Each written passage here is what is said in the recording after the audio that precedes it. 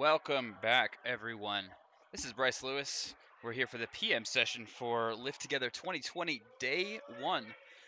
Earlier today, we had a technique review, we had a bicep curl competition, we had some insane trap bar deadlifts up to 825 pounds, multiple lifts over 700 pounds. Absolutely amazing. Thank you guys for tuning in. We're here because we're raising money for charity. We have two causes we're supporting. Today is for the American Foundation for Suicide Prevention and mental health as a result. Tomorrow is going to be for the NAACP and racial equity and social justice as well. What we're about to see right now is Matt Vincent and Ellis McLean put on a clinic with overhead pressing. So we've got Bonnie Schroeder down there. We have LS with a group of cheerleaders coming from CSU. So they came out to help us out. Just to let everyone on the stream know, we took safety precautions at the door for COVID. We took non-contact thermometer screen readings and screening for symptoms, and all equipment has been sanitized as well. So that's why you see people on camera with no masks. Everyone off camera is wearing masks. So thank you guys for tuning in. I'm going to kick it over to them, and let's see some amazing stuff.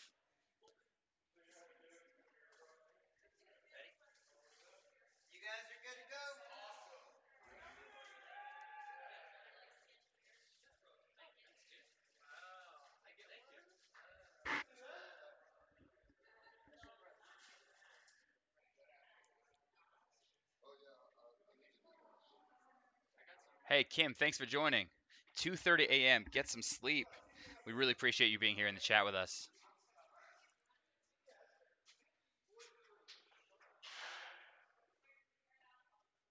This is unbelievable to me.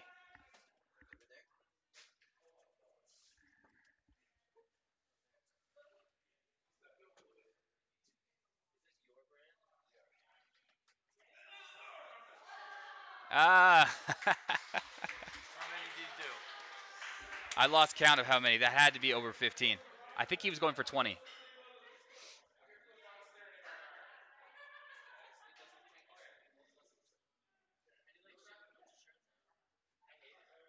We'll make sure to say something. Yeah. We'll post. So Bonnie.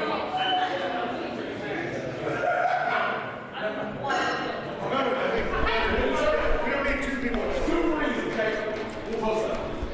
So all you have to do, we'll go waffle backwards. So you'll take. Yo, Ashton. You'll take. I'm feeling trashed after that one break by. Take this 15 reps. Yep. Go under here. Yeah, right up under here. So like a trick. Yeah. So you take this thing right here. Scoot it back under. Yeah. Get up under here. I'm gonna post her up. Actually, Matt Vincent is getting it. She's gonna super slow up. You're right on top. You got a spot. 1, 2, still. Your right 2 hands. Bring it out to your chest. Now, put it up under the other. And wait.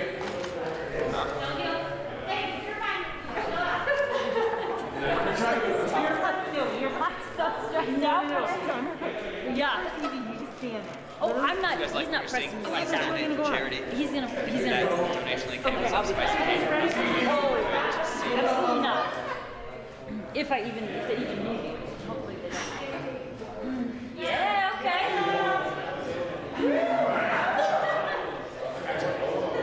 Well done.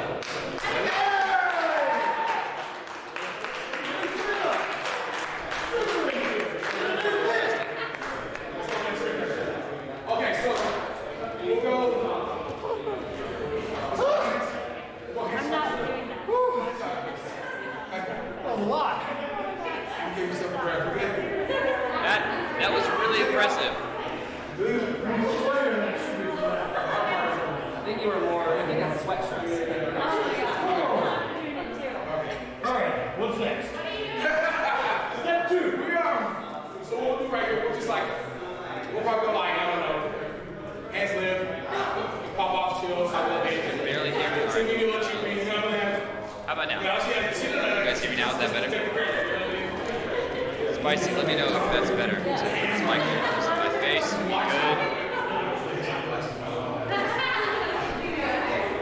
Yeah, Don, I'm sorry. Spicy, that better? Yeah. Yeah, we go hands. Hands about 5 minutes. While we were off stream, by the way, Choice Meats gave us a $100 donation. Well, dude, finish that A flip. little better, still drowned out. Ah, okay, so it's a balance issue. Yeah, easy to fix. All right. Is this Wow. who's up now? This LS? Yeah, that's LS. Wow. Matt, your turn. That's a new thing for you, babe? That was LS. We got an ongoing incentive, by the way. If there are any parents of athletes out there, we're gonna match up to $1,000 today for any parents of athletes who donate. So be sure to contribute. Nancy and Ron Bodhorn are the parents of the owners of this gym, Elevate Barbell, that we're in currently. So if we get those donations, they'll all be matched today. Today's the only day for that. What's our total up to so far, Bryce? We're at $2,090 90. right 2,090. All right. now. I'm joined here by I can do a a stupid good friend of human mine, trick Gino, without sitting here with a long, shaggy beard that he really wants to get rid of. We're hoping someone donates $1,000 so we can cut this off for him. I know it's a lot. Get a few friends together and tell us that you guys all want to contribute towards it. This money all goes to charity. Goes to American Foundation for Suicide Prevention and, of course, the NAACP.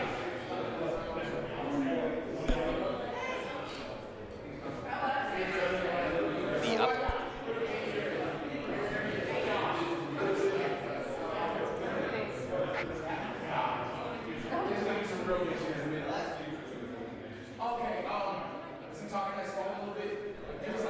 Bryce, of course, world champion that I'm sitting here with. What year was that, Bryce?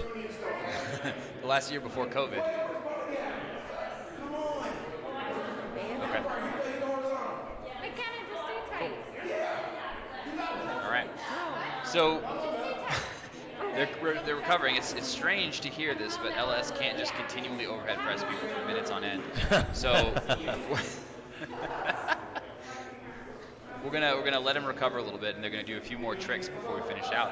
The very next thing after this is gonna be a roundtable on mental health presented by A7. Actually, let me switch over here. Yeah, Natalie, it's you. Yours is my turn after this.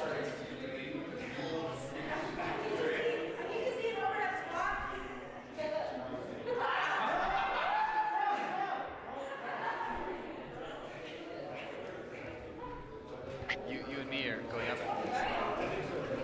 Yes. No, I'm volunteering. Yes. Yeah, thank you guys for joining. We have a chat moderated a little bit later by John Herman, who's going to help guide this conversation on roundtable on mental health.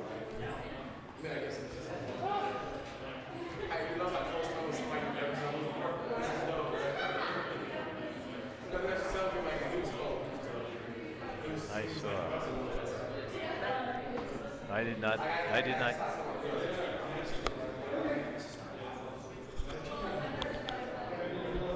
So you do a full and I won't do that to you right now. So literally all You trade me places. before y'all put me on the stall. You were rotating, obviously, your rotation.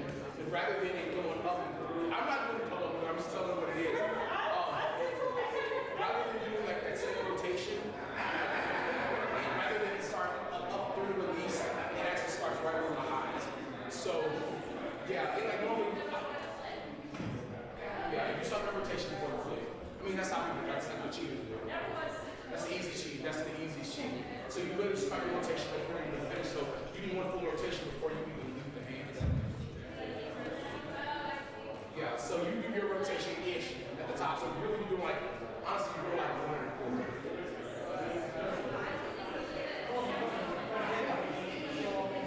Yeah, it's like, it's literally Hello, hello. it's that heat. All right, is. We're not going to do a double. I never do that to her. We're going to go. We'll go hands to. I'm excited about this. LS is going again.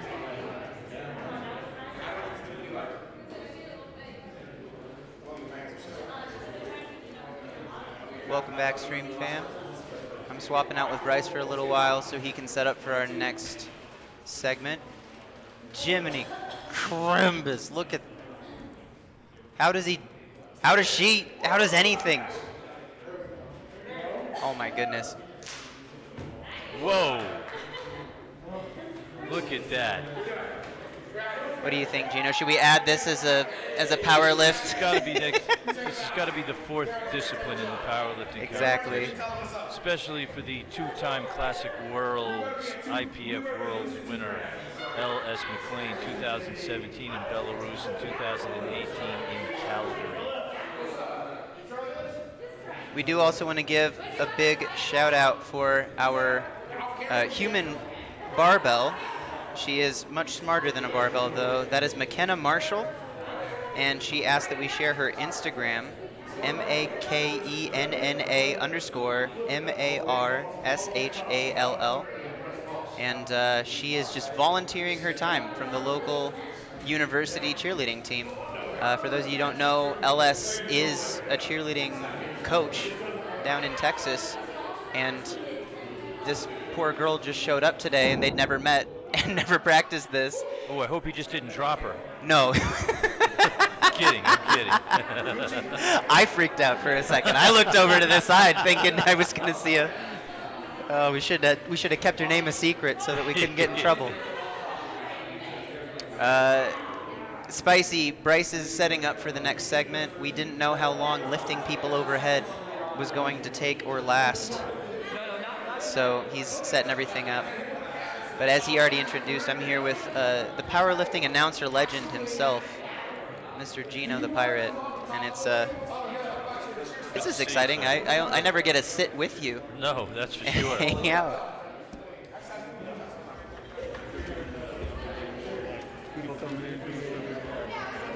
We're just hanging out. Can you make sure this cord follows me? Yep. You can sit over there on that couch over there. You guys cool with that? Yeah. Do we have a way to mic her up? Would be great. We'll put her on the couch. Put her on the couch. Perfect. Guys, we're gonna... John, come on up. So we'll have her Right here. coaching. Awesome. I don't know what All I'm gonna right. ask. That's true. Chat, you're going to have to help me figure out some of this stuff because I don't have full Ooh. audio on my end coming through, but I'm getting feedback from the Yeti, so you're going to have to let us know.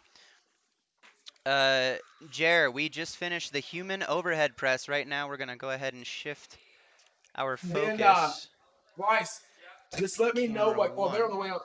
Come on up. I think we can... Everybody's coming. Can you guys hear LS right now? They didn't. And just tell Ben to let me know when he's gonna throw it to us and do some chitty chat. Can you see this couch? I can see the couch. I'm going to switch over when you guys are ready. Are you ready? Not yet. Give us like literally legit like 45 seconds. The mic is What's on. on there? Come on, coach. You guys can We're hear just him. gonna talk about what you guys do. Talk about the program a little They bit. can hear you. Don't say any Yeah. stuff. Is that it? No one else is coming? This. Wait, I'm looking. It's weird because I can't I'm hear just them. gonna talk about the importance of spotting and all that good stuff. Oh, so you're not getting. 2019. Court. I need this. What's happening? You can hear LS fine. Good. He's going to give me the signal. We're going to switch the camera over, and you guys are going to get a little bit of... I feel like you're like sitting on me. Here. I only know McKenna. Oh, But my I'm God, going the to guess that microphone's, they'll like, on introduce my lap themselves right because now. they'll have the audio. LS, you ready? Yeah, I'm ready. All right, we're going to Audio's swap good, on yeah? over. Let me know when we're on. You're on! Okay, ladies and gentlemen, what you just saw was a display of strength, skill, determination, grind, grit. I don't even know what else I'm going to describe myself as. I mean, they did whatever they did. No, I'm just joking. I actually did nothing. All I did was just press, and she stayed in the air, which is probably the hardest part, and pretend like she's not about to cheat death every single time I press. And that is what it is. What I'm going to do is I'm going to go down the line and let everyone introduce themselves. We'll start with the coach. That's CSU. Go ahead. Hi, I'm Dawn Burton. I am the coach here at CSU, so Colorado State University for the cheerleaders. So I get to coach these lovely athletes. I've known LS a good minute, long minute. 20 plus? 20 plus years. So Joy, if you don't know LS, you should. It's definitely one that you should have in your life. You know the social, you know what it is. Well, you know, whatever. Yes. Go ahead, introduce yourself. So I'm McKenna. I'm on the cheer team. This is my 4th year and sadly my last year. I've been cheering since freshman year of high school actually, so it was a little bit later, but it's changed me into the person I am today. It taught me determination and really just changed my life, and I'll always remember it. I'm sad to okay. Cue side music. Cue side music. Hi, I'm Bess. I am also a 4-year senior at Colorado State University. Yeah. I did. Been taught by coach here for 4 years. It's been an amazing experience. Cheer has been a part of my life probably since a little longer. Probably since I was like 2. I think I've been doing this, but hey, you know what? It's an awesome experience, and I couldn't ask for anything more. So basically, I'm gonna let you guys know that they pretty much saved my life. Because initially I had somebody completely different that was going to come, but their whole squad, unfortunately, was affected by COVID. So I'm talking in the 12th hour, I hit up Dawn, like, I need a top girl. I need somebody to jump in my hands and let me press them in the air and pretend like everything's okay. And of course, like she's done literally 20 years plus, she saved my butt like she always has. Then always can probably like that's pretty much the MO of our friendship. Thank you. You're welcome. So she brought me this lovely lady, and then on top of that, I was like, well, the hard part, honestly, the big thing about just stunning in general is it's not necessarily just the actual stun itself, but it's the safety. Mm-hmm. So I mean, probably like within like the hours, like, oh, do you also need a spot? And so we were able to get Best to come in to spot. Dude, that was super huge. Anybody that stunts will tell you like. I mean, you can stunt by yourself, but you also feel a little bit more comfortable knowing that there's somebody specifically assigned to the top girl on her safety. And especially like right now, cheer is such a, it's such a safety precautious sport at this particular point in time. Like we want to make sure that obviously we're following the rules. And secondly, that we make sure that, I mean, obviously if your toy breaks, you can't play with it anymore. You know what I mean? So you want to make sure that they're taken care of. So Dawn was so gracious to lend me these two ladies and their expertise, and I mean it's cool when you get a freshman, it's dope when you get a sophomore, it's okay when you get a junior, but when you get seniors, they know what they're doing, they know what they're talking about, and they won't mess up because they're all about their performance. Yeah. And if you know Dawn, and if your performance is lacking, they wouldn't be sitting on this couch. That's pretty cool. So real quick, just kind of give the people of a rundown. Those that don't know what cheerleading is about, kind of give them a rundown of not just what your job is, but really what these young ladies, the responsibility these young ladies have like present day, especially with COVID and how COVID's been. Yeah, well, that's a loaded. It's super loaded. Yeah, loaded question. They don't even know like because COVID's like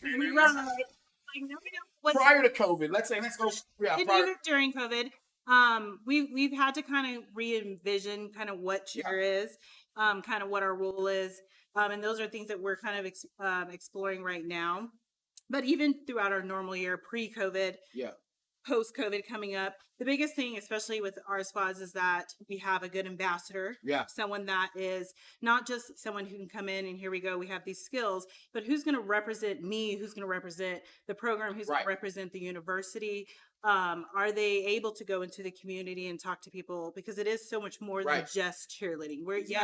We're on the sideline doing things, but we're also, and I know it's kind of big or crazy for me to say, but sometimes providing a smile on someone's face is everything. It's absolutely we've changed that person's day. And so if that's something we can do, if they can do that on the sideline or, be role models for younger cheerleaders or dancers that are coming up, that's who I want on there. And it's one thing, I mean, because I myself, I also coach in Texas, and that's one of the things that it's always kind of in the back of my head through tryouts, through interviews, when you're talking to these young ladies and young men is, you can help in terms of skills. You can teach anyone to get better at skills. But the hard thing to do is to find a good person that will represent your squad and your university in a likewise, really in a good manner. That's really going to be a good reflection on really the teachings that are taught, outside of the field, outside the blue mat. And so when you do get those types, and I can speak for Don on this one, you try to hold on to them as long as you can, as tightly as you can, because they're so few and far between. And so, again, when they walked in, and again, you guys don't really get to see how the sausage is made, outside of the, outside of the camera. But as soon as they walked in, I was asleep. He was. I look up and I just see smiles. People smile. And and it's not a fake thing. They're just naturally good people, naturally nice people, naturally just loving people. So it's easy to unleash those type of people into your community, because not only are they going to go out in the community and be great representatives, but they're also probably going to bring back just as much love as they gave out. So and that's a huge thing in terms of being any type of spirit program, any type of cheerleader. It's not just about the cheerleading that you do on the sidelines, but it's the cheer that you put in people's hearts and make throughout the community. So and as you see, they really haven't stopped smiling and all that stuff, and it's not fake. That's the thing.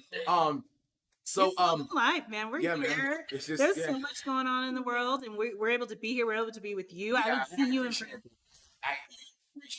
There's a lot to be upset or sad about, but we're alive, and we're able to do this, and we're able to, hopefully raise money or awareness or whatever. Sign us up. By the way, hey, what's our count right now?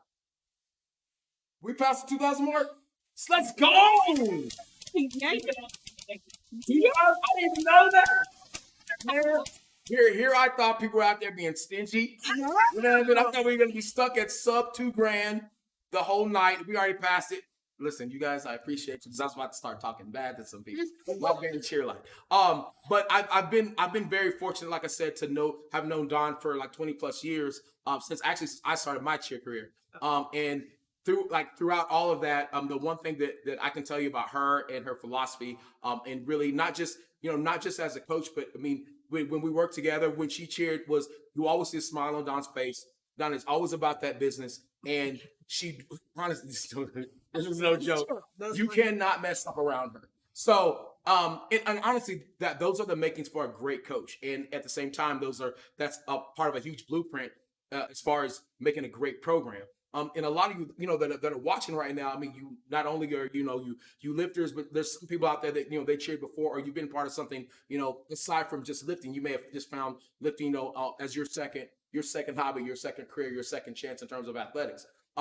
With cheer, it's one of those things that sometimes it's overlooked as something so athletic, but it encompasses so many different athletic elements that it's hard to overlook. And honestly, before I was a cheerleader, and before I was involved in cheer, that's one of the things that I tend to overlook. I'm like, there's just a bunch of pretty faces and a bunch of pom-poms, and that's it. Right. Until I went to my first practice, and I couldn't do a thing that the guys were doing. And it was guys half my size. I'm like, there's no way. No, I'm stronger than that dude. He's trash. But he was killing it. Right. And so you start learning about technique. And one of the cool things that that I try to do in terms of some of the stuff I do for my bench, so my overhead presses and stuff like that, is I actually do a lot of cheer work, in the background in terms of just kind of helping with my stability and stuff like that, because there's only so much you're going to get in terms of stability with a barbell. You take a human being and you put them over your head more than 4 or 5 times, I guarantee you everything that you thought wasn't supposed to hurt is going to hurt.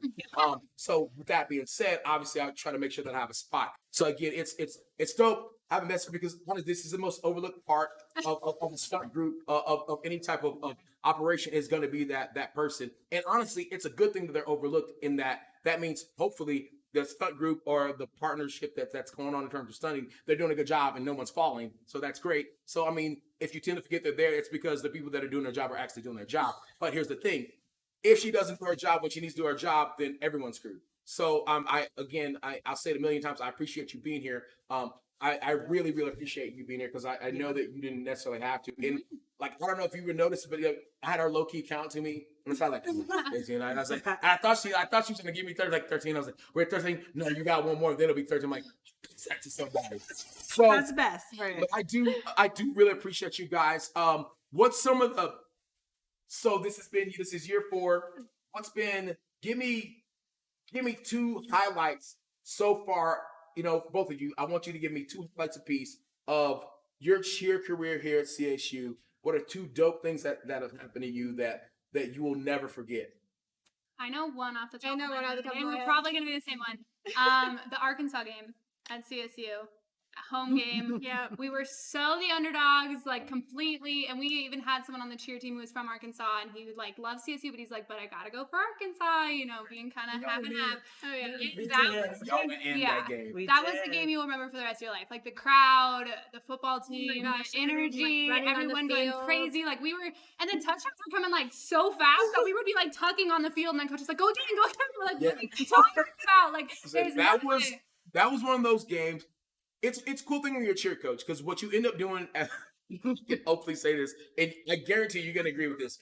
When you're a cheer coach and you have friends that coach at different schools, especially Power 5 conferences, especially at bigger schools, and it's televised, the first thing you do is you look for their cheerleaders. Yep. It is what it is. And so when you know that, like John's that, at CU, and I mean, we have people at Kentucky, we have people all over the, all over the country. So when their teams play, and you spend it, like if you have a primetime game, you can watch them in the afternoon. If you have an afternoon game, you can watch them in primetime. So the first thing you do is you go and check out the cheerleaders, or if you get a chance, you'll send a best like, hey, your girls look good.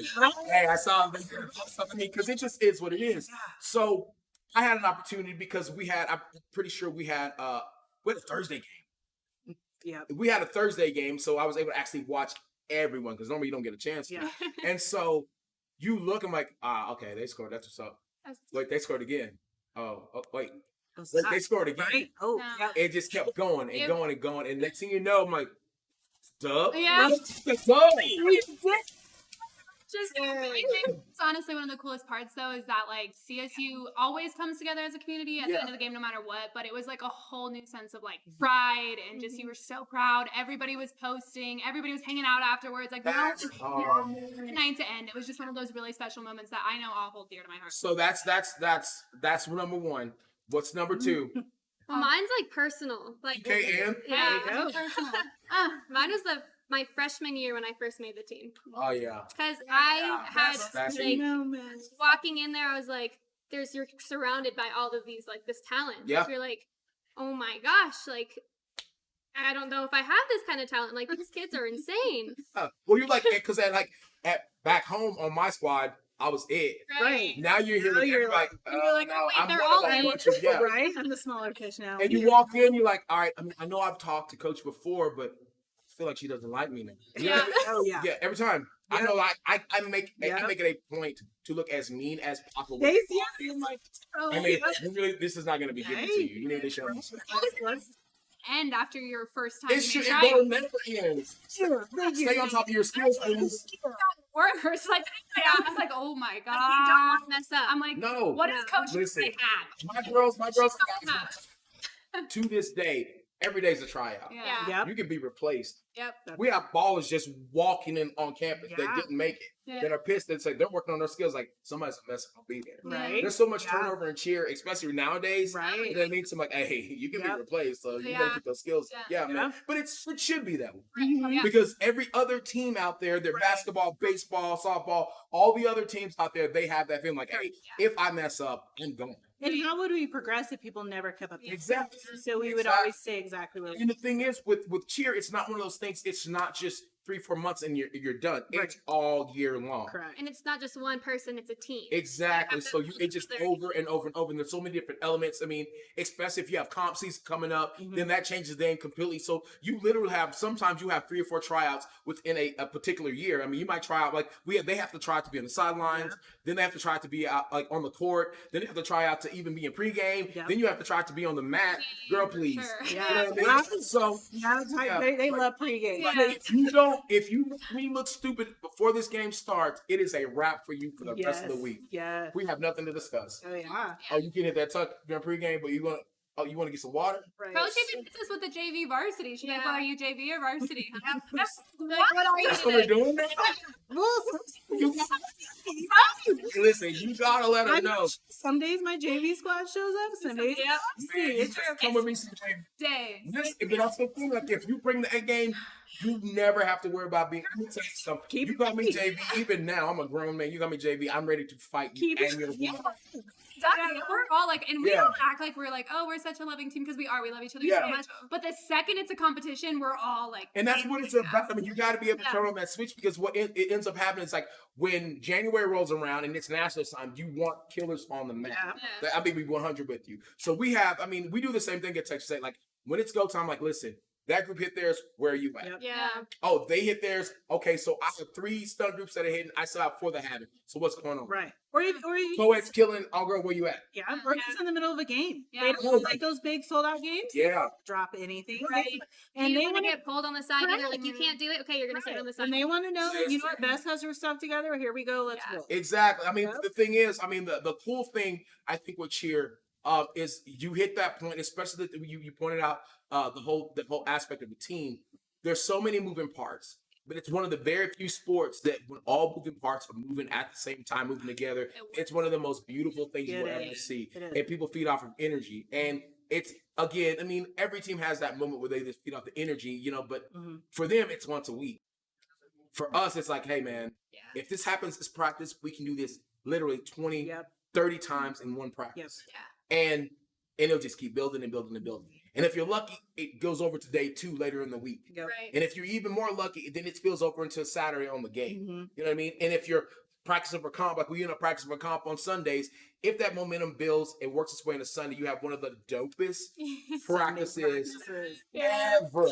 And you're like, you know what? I think we might get a ring this year. You know, it sounds like that. So I mean, I feel that. And for people that don't really know how cheer is, it's such a, like with so many other sports, it's such a momentum driven skill. I mean, there's so many different skills that are in it, but you have to perfect your craft. And there's so many things within that craft that you have to perfect. I mean, and honestly, if you're not on point when it comes time for baskets and pyramids, it's somebody's gonna die. That's just straight up. And Yeah, you know what I mean? So like, it's one of those things, it encompasses so many different skills. At the end of the day, you know, if you're able to get them all together and everybody's moving, you know, all together at the same time, you're about to have something so super beautiful. So it was cool to be able to have you guys come and just show a small element of some of the stuff that you guys do. And honestly, that's not even the hard part. That's the easy stuff. Yeah. That's stuff everybody wants to do. right. That's stuff everybody wants to do. But yeah, I honestly, before we I need to get your number 2. What was your Oh, favorite? goodness. My favorite. Oh God, this is so on the You spot. I'm thinking right now too. Because Arkansas too is that. Okay. Let me. I know. I'm thinking really, really fast. 2. Okay, you go first. And then I'll go. See, so mine's kind of, I coach Rimmets, so I Right. coach our little team, and they bring so much They're life little- to my they're life. little babies. Yes. And so they are like, I love them with all my heart. And them watching the cheerleaders and their eyes Just just, that awe. oh, Yep. it is the best feeling. It gives me goosebumps. Yeah. Like they just think you are like a superstar. Like they just look up to you, and just to have that feeling, like I mean something to someone. Yeah, for sure, You know? for sure. Like everybody needs that feeling. Yeah. No, everyone needs You it. mean That's something like to the me. best feeling. Like I'm telling you, no one wants to be like that. It's just- but yeah, I dude, it's Yeah. I never thought about the baby. The littles. Yeah, And they're you should so see, and you cute. when they put their little uniform on and they just think they're the big girls with their Half their body size. yes, Yeah, man. these little and their shoes are this, their feet are this big, and here they go walking like, and they go in their homecoming parade with us. Oh, So they parade with the so- girls. Yeah, So you see them like waving to the fans as if the fans are like waving directly. to that them. is So they're just walking down the street. everybody needs to be a Maybe- superstar. Yeah, yeah. Awesome. So Do you have it? I have it. Okay, I need it. I'd say I'll do it quickly. I would say an ongoing, reoccurring every year, and we even kind of talked about it today, is like summer practices in general. Those are the dudes. Because one, they're the hardest, like literally Without a doubt. the hardest in the entire season, but it's always a new team, and always by the end of summer practices, you come together as that momentum that you're talking about. Oh, yeah. Like you're like, I can't wait for this first game. I Yup. can't wait for school to start. I can't it's so much like of like your determination, your endurance coming together, and then just having this like family. And you just the build entire that time. bond with everybody. Everybody. You're suffering. And suffering Right. brings, Together. suffering brings, yeah, it's a galvanizing experience. Mhm. You know what? Saying we're missing our summer practice. I was like, I Because, have like, like, we I haven't haven't had that because Oh, yeah. So it's like, where is that suffer that we usually We have? actually have this suffering moment. We haven't had it yet. Yeah. It's all good. You suffered a little bit today. I appreciate it. Oh, always. And you see Don in the back having a heart attack. Like, he's going to drop her. I trust LS for like. But I honestly, ladies, I appreciate you so much. Like I said, I know that you had stuff that you had to do, and you took the time out of your schedule to, to humor me and give me a chance to. Thanks for having me. All I did was this. That's a hard I appreciate you. I mean, and I don't know if you guys noticed, but we didn't really drop. So No. on that level, we need to get on that. There was 0 drops. You're lucky. 0 drops. You're welcome. Cloud drops. Yeah, there were stairs. I can't talk trash to my Running people. stairs. I can't even run up these stairs. What are you talking about? But yeah, you guys, thank you guys so much for this part. We're gonna throw back to Bryce, and we'll be right back with some more talky talk.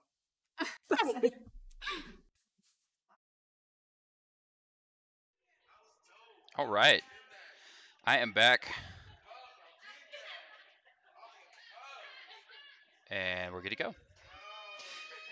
Well, that was a little chat from some of the CSU cheerleaders and LS chatting about what it takes to be a high-level athlete across different sports. Thank you guys so much for donating us. We're headed into a mental health roundtable conversation. This one particularly is going to be focused on high-level athletes. So what is the athlete experience?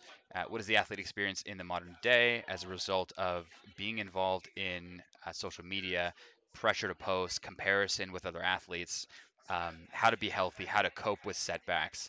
And I hope to hear some really good things up ahead.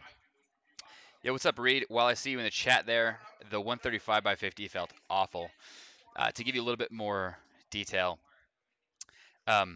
yeah, I just couldn't lock out my quads. I had to stand up, and every time I stood up to full extension, my quads started locking. So I kind of just had to start cutting reps a little bit, or just stop the MRAP. So I went to absolute full failure. So I'm gonna switch over a few things here. We're gonna have the athletes sit down on the couches and see some great conversations. So I'll be in the chat. I actually want to moderate this. I'm going to be mostly silent during this chat, but I do want to contribute some in the chat. So join me in the chat. Tell your friends to come join. Tell your friends to come follow. And please donate by going to lifttogether.charity/donate.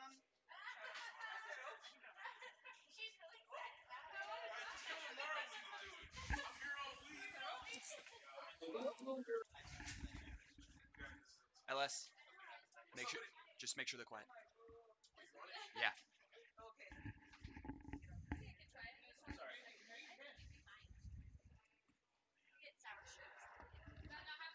I'm gonna mod Natalie since I won't have my phone.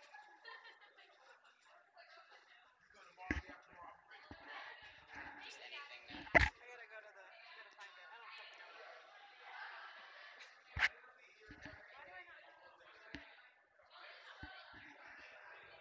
Do you want me to turn the camera a little bit? No, we have two. One for the. I opened it up. I pulled it back too so we can see that chair.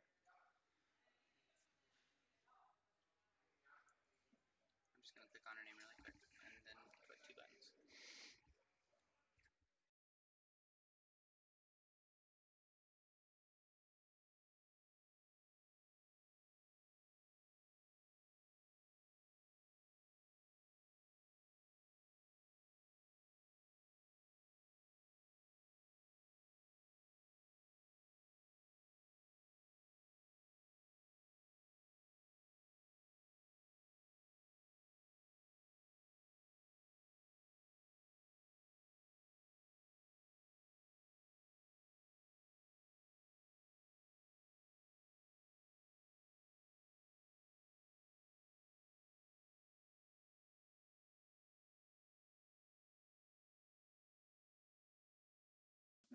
Let's get over a little bit more.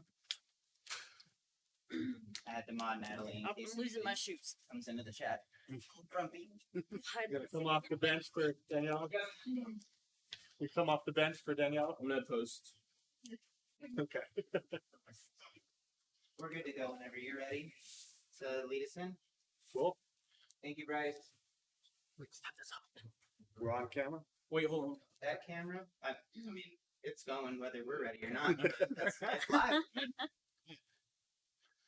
All right, welcome back, everybody, or continued here. So I just want to introduce myself and talk a little about what we're going to be talking about today. So we're going to be jumping into conversations around mental health, and to give my background, I am a community clinical psychologist. I grew up with Natalie Hansen in Bethel, Alaska, and so a couple of these topics that we're talking about this weekend are really near and dear to my heart. I got interested in mental health and kind of followed that path, primarily because I grew up in an indigenous community where like racial disparity and oppression and colonization was very prevalent, and the impact of that, okay, I'm over here, yeah, impact of that very much led to a lot of challenges in the community. So a lot of suicide and a lot of substance abuse and a lot of other forms of mental health that in context is really kind of tricky and nuanced. And so that led me on my path to become a psychologist. And I've always kind of loved sports and got involved in powerlifting about a year ago, trained with Natalie and Bryce pretty regularly. And Bryce asked if I would be involved today. And so that's me. So really today we're here to talk about mental health. We're here to talk about mental health more specifically as it relates to powerlifting. And so I just want to invite whoever wants to start to speak to why that is important, why that is a passion of yours, and why we need to be having this conversation today.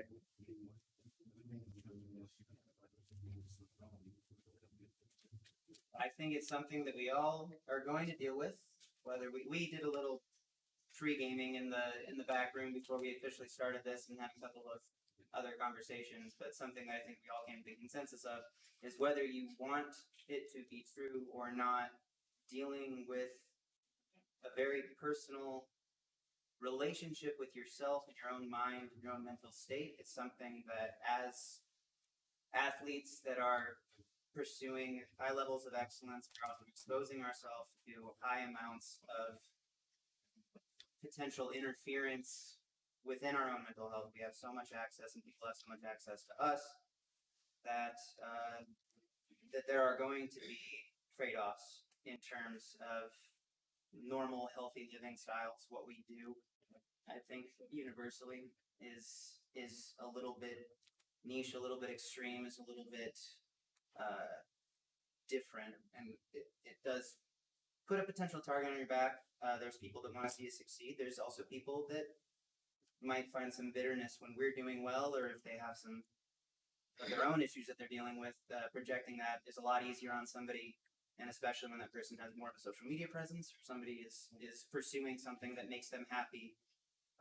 And so I think these kind of conversations are really important because we're going to deal with it. Going to be, you can't run away from the fact that we'll be interacting with all these different interstates, and finding ways to interact with and cope with that is necessary, because as Chance had said in our little pregame thing, no matter what, you are going to be forced to deal with these things. So finding whether it's solutions or workable methods to try and stay centered and grounded is necessary to exist in this space.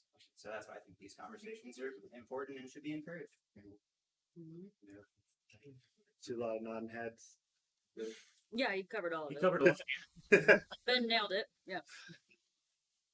Thoughts or pieces that feel important, name why So we could talk about like performance versus like injuries versus a bunch of other things related to powerlifting, right? Yeah, this is meant to be very kind of open flow, whatever feels, yeah. Well, Ben, what you were saying kind of made me think about how, all of us are athletes, right? And high level athletes and high level coaches. But at the end of the day, like, we're all just kind of people, and all of us are coming to this sport or to our various sports with our shit, right? With our own stuff and our own background and our own history and our own history of mental health. Whether it's something we've acknowledged for ourselves or something that we haven't, kind of like what you were saying, like whether you want to acknowledge it or not, it's there. Our mental health is a part of our health regardless. So yeah, I think for me personally, it's important to have these conversations. So I think in normalizing talking about these things, because I think in a lot of communities, in a lot of spaces, it's difficult to talk about, right? It can be a threat to your own safety and being vulnerable and talking about these things. So I think it means a lot for all of us to kind of sit on this couch and talk about it, and hopefully send a message that everybody can take about this, because this is a part of our life, and it's important to acknowledge. Do you think there's a level of vulnerability that is normal now? Like now it's being very common to talk about these problems that people have. It's increased from years where no one can have conversations publicly with people. Do you think now we've gotten to the point where there's a level that's reasonable? And then I think at some point you get popular enough where I don't know if it's worth it, and to publicly put that out there. Maybe to have a groups, like I think it's very important to have like a small knit group that you can go to. And if you have a big audience, maybe it's not the best, but it's something we can talk about too. I think it's definitely becoming more common and more normal, but I feel like in our sport where strength over everything is valued, it can be really tough. And I think it's even harder for men to talk about these things and to have these conversations and to be open and vulnerable, because it's not always been a quality that's highly valued in a masculine community. Do you think now it is normalized for men or still? I think it still isn't. I think it's getting better. What do you think as a man? I think as a man, there's some level of strength in being able to not have to do that all the time. And I think that's fair. I also think that there's a group of people and family and friends that are close knit that are probably your better resource for that. Because again, like the more you open yourself up to the public, if you have a big following, the more people can dig into you. Which, you know, again, some people are good people. Some people are not going to attack you for it. Some people might. A lot of people might. Is that something you've experienced ever? Sharing yourself online? I think I choose not to for the most part for some things. Yeah. But again, that's like, I mean, we could talk about whether that's right or wrong to do, but I mean, y'all can speak. Yeah. Well, I don't think there is a right or wrong. I feel like it's all kind of individual choice on what you feel comfortable with. I think when, times I've chosen to be vulnerable specifically on social media, it's like the intention of it is to normalize conversation and hopefully connect with somebody else that's had a similar experience. To kind of help people feel like they're not alone in this, like we all kind of experience it. Like this is a human condition. It's normal, right? It's a part of being human. But kind of what you're saying, right? Like having a close-knit circle to be fully yourself. Right. Because there's a level where you can put that out to somebody that you don't really know, that they don't really care about you. They just are, they're talking about it with you, but they could just go around and say whatever they want about you, Possibly. versus your friend that, you can confide in. I think if you're putting it out there, you're basically doing it to have them, whoever your group of following is, that decides they want to see what you put out there every day and they respect you, whether they do or they don't. I think when you put it out there and you decide to do that, you're doing it so people can relate to it. You're not trying to get a bunch of people like flooding you, because realistically nobody's. So you're saying people do that just for other people and not for yourself? I think it could be both, but I do think, like you said, it is better to have people that are in your closer circle that you're comfortable with, that will actually like have a full-fledged conversation with you. I mean, that's my. You know what I mean? But the relatability aspect is good, I think. Sure. Like if I look up to somebody and they're sharing some of that stuff, and you know what I mean, it kind of helps people to understand that everybody does go through that, because a lot of times people feel isolated when they're dealing with mental health issues. And we can talk about the specifics too. Yeah. Yeah, but I feel like we all have different levels of authenticity with depending on who we're with. I may reveal some part of myself to my parents. I may reveal some part of myself to my friends. I may reveal some part of myself, to my coworkers. And it depends on your level of comfortability and how much support you feel like you'll be able to get from that person, or what type of support. And I don't think it has to be, blanket, right? This blanket level of vulnerability where we reveal everything about ourselves in the public at all times. It can be, if that's what you feel comfortable with. But I feel like it could be varying, and we could be flexible within. I'm with that. Yeah, you're jumping into like the next question I wanted to put out to y'all, which you already jump into, which is this idea of vulnerability. And we're talking about it, and I think vulnerability means a lot of different things to a lot of different people. And I think particularly in a sport where strength and kind of mental fortitude and confidence are so highly valued, I guess I just want to kind of deepen this conversation. Like, what are we meaning when we're saying vulnerable? What is it to be vulnerable, and what are the almost, I hear this conversation already, pros and cons of doing that on a platform that's seen by many, but also I think we can talk about what y'all do in your personal lives too, because that's important for understanding as well. I think it's just exposing others to what your weaknesses might be. That's what when I think about vulnerability, that's what I think about. Stuff you're struggling with or whatever, and whether you choose to put it out there to the public, or you know, you have certain friends that you can talk about XYZ with, and then other people ABC with. That's your own thing, because you have to do what's best for you, you know.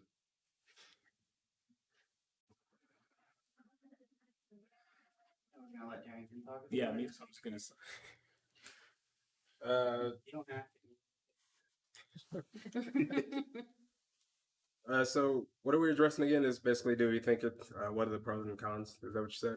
Yeah, just kind of what does vulnerability mean to you, and like when to share kind of that more inner world with either the social media platform, or the importance of that, maybe sharing that in general with those close in your life, and being human is a theme I hear as well.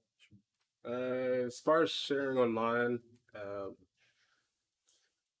I think I tend to be pretty open online, despite what people think when they meet me in person. Obviously, I don't really talk, but yeah, I tend to be pretty open online.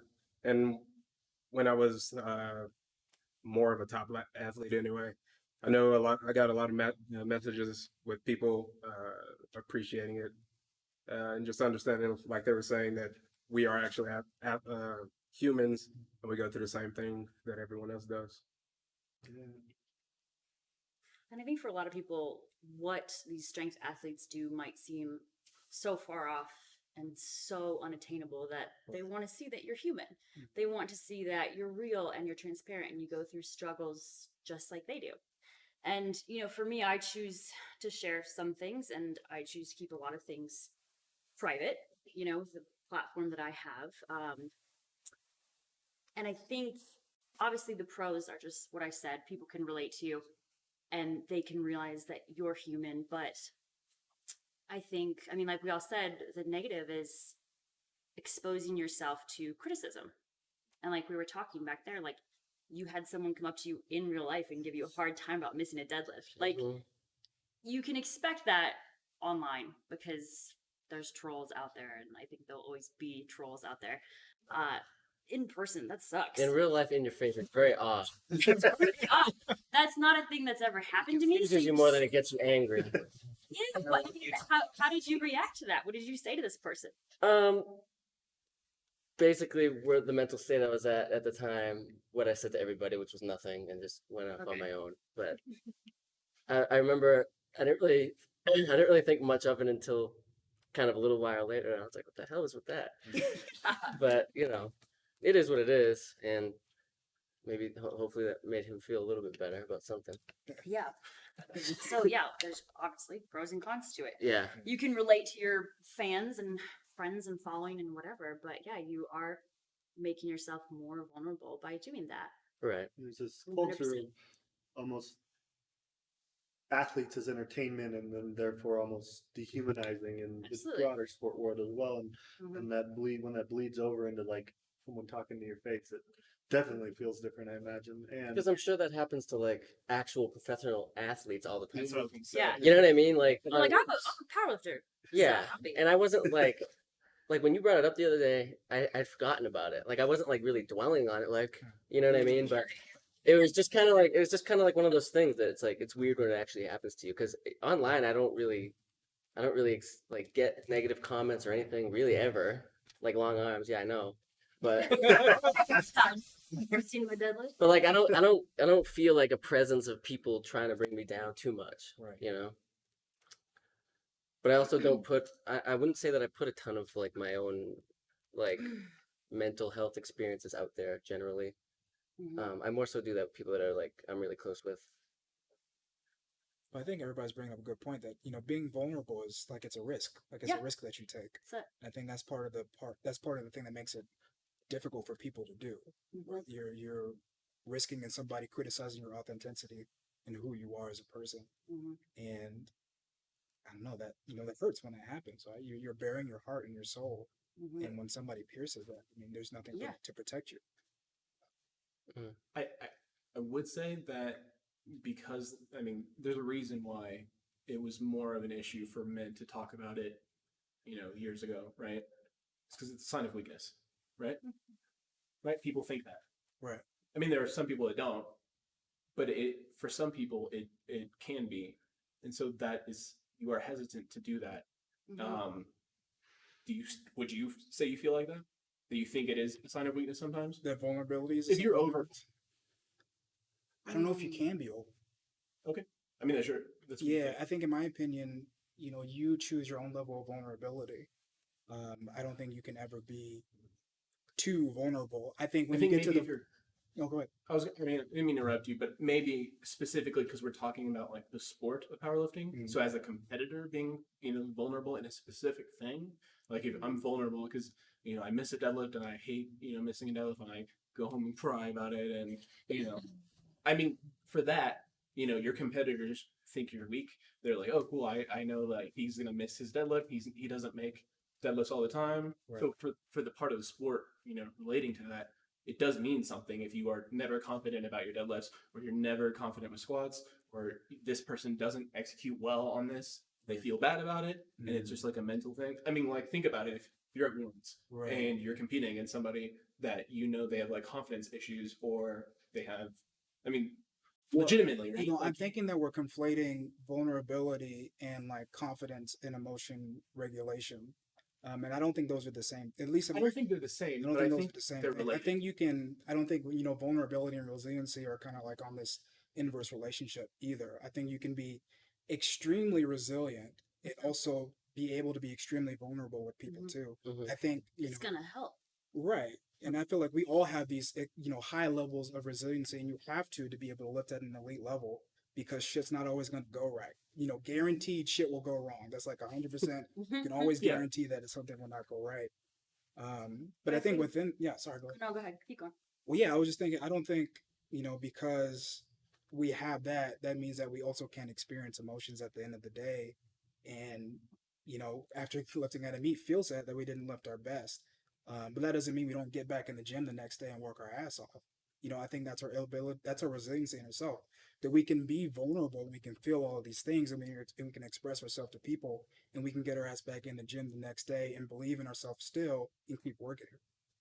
Yeah, I guess it's more like person to person thing. Because for me as a competitor, I try not to dwell on anything at all that's bad, and you think of the positive and try to move on. And but I mean that's kind of a separate point, but if you're always kind of feeling sad or feeling upset about, you know, missing something or and talking about it all the time, I think it brings it to like more, and it's more of an issue. In my opinion. I think there can be an assumption that sharing emotions or leading into emotions will be like overwhelming, like you'll be stuck there, it'll make it worse. And as a therapist, that actually has been often the opposite. More often, people end up in my office because they've repressed or blocked or bottled emotions, and then that comes out in ways that they're not prepared for. It shows up in physical manifestations. And Maybe more of there's a level for each person that is enough for them. You know what I mean? we all got to figure Yeah, out. everybody has that range. So I'm trying to limit myself because I know that I have capacity to talk. Stuff to go over long. I will be offended if someone is like subtle about it. Few things.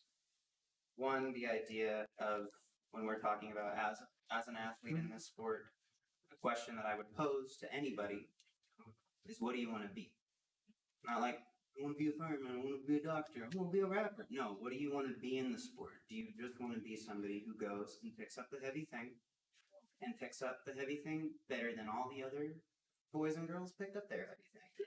Or when we have, I think that something when it comes to this is an opportunity to impact other people. And sometimes that vulnerability, it not only opens you up and exposes you for the potential that comes along with those, there are negative side effects of being vulnerable with people that you don't know.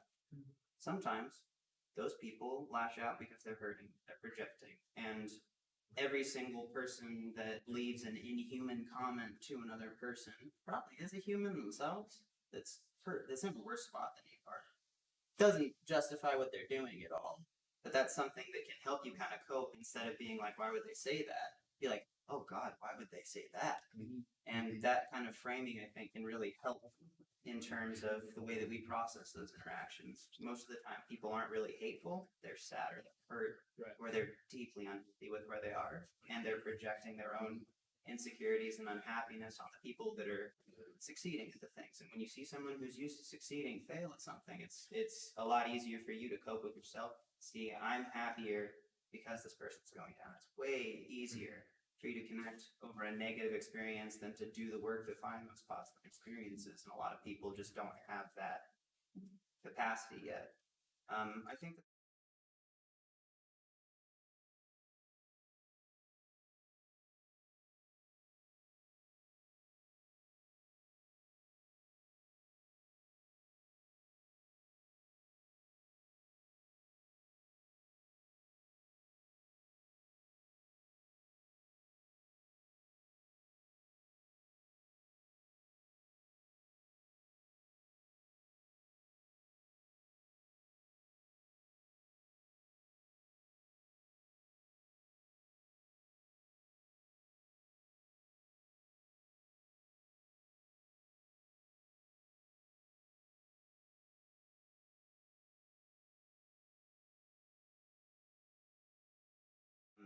I don't think there's anything wrong with that. You mentioned when you had started the portion about the idea of as strength athletes specifically, we have ties and connections with the idea of mental resilience. And whether you have it or don't, I think constantly mental resilience is something that we have an opportunity to expose ourselves to. And being mentally resilient does not mean that you are not affected by negative inner states. Being mentally resilient means that you are experiencing those states, but you are finding ways to cope and move through them. And something I like to think about is that I am not mad. I am not sad. I might have a feeling of anger. I might have this feeling of sadness, but I get to choose what I attach my identity to within that framework. And I'm the one who gets to choose the way I externalize those interactions with those other states.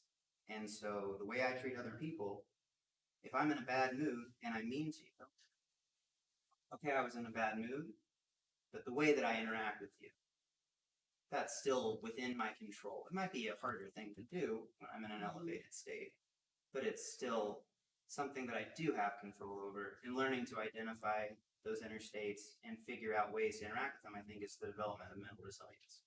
And I think that is, again, one of the reasons why having these conversations is helpful, because people like to identify themselves with the parts of them that are present right now.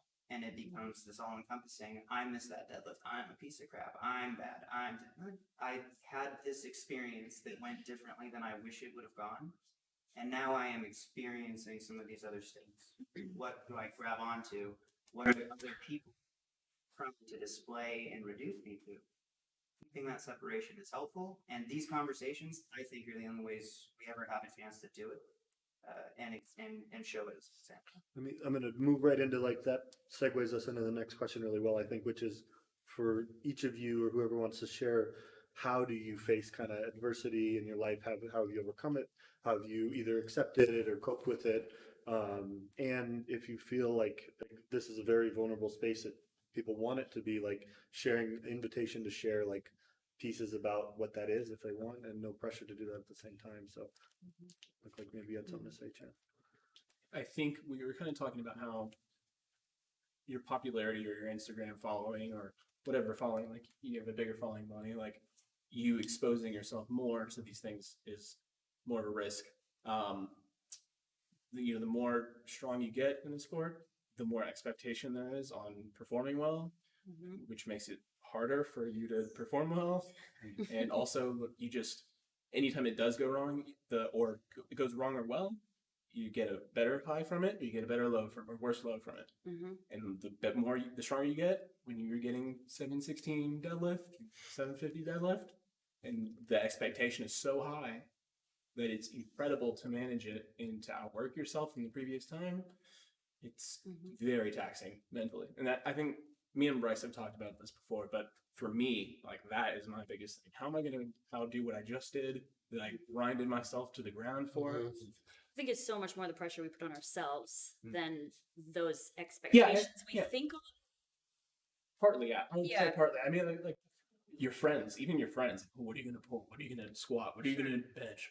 And they kind of feed into it. But yeah, you're right. They really, it's not the end of the world if you miss and you don't do well. Part of those expectations you put on yourself are why you might become an elite athlete. Exactly. Of course.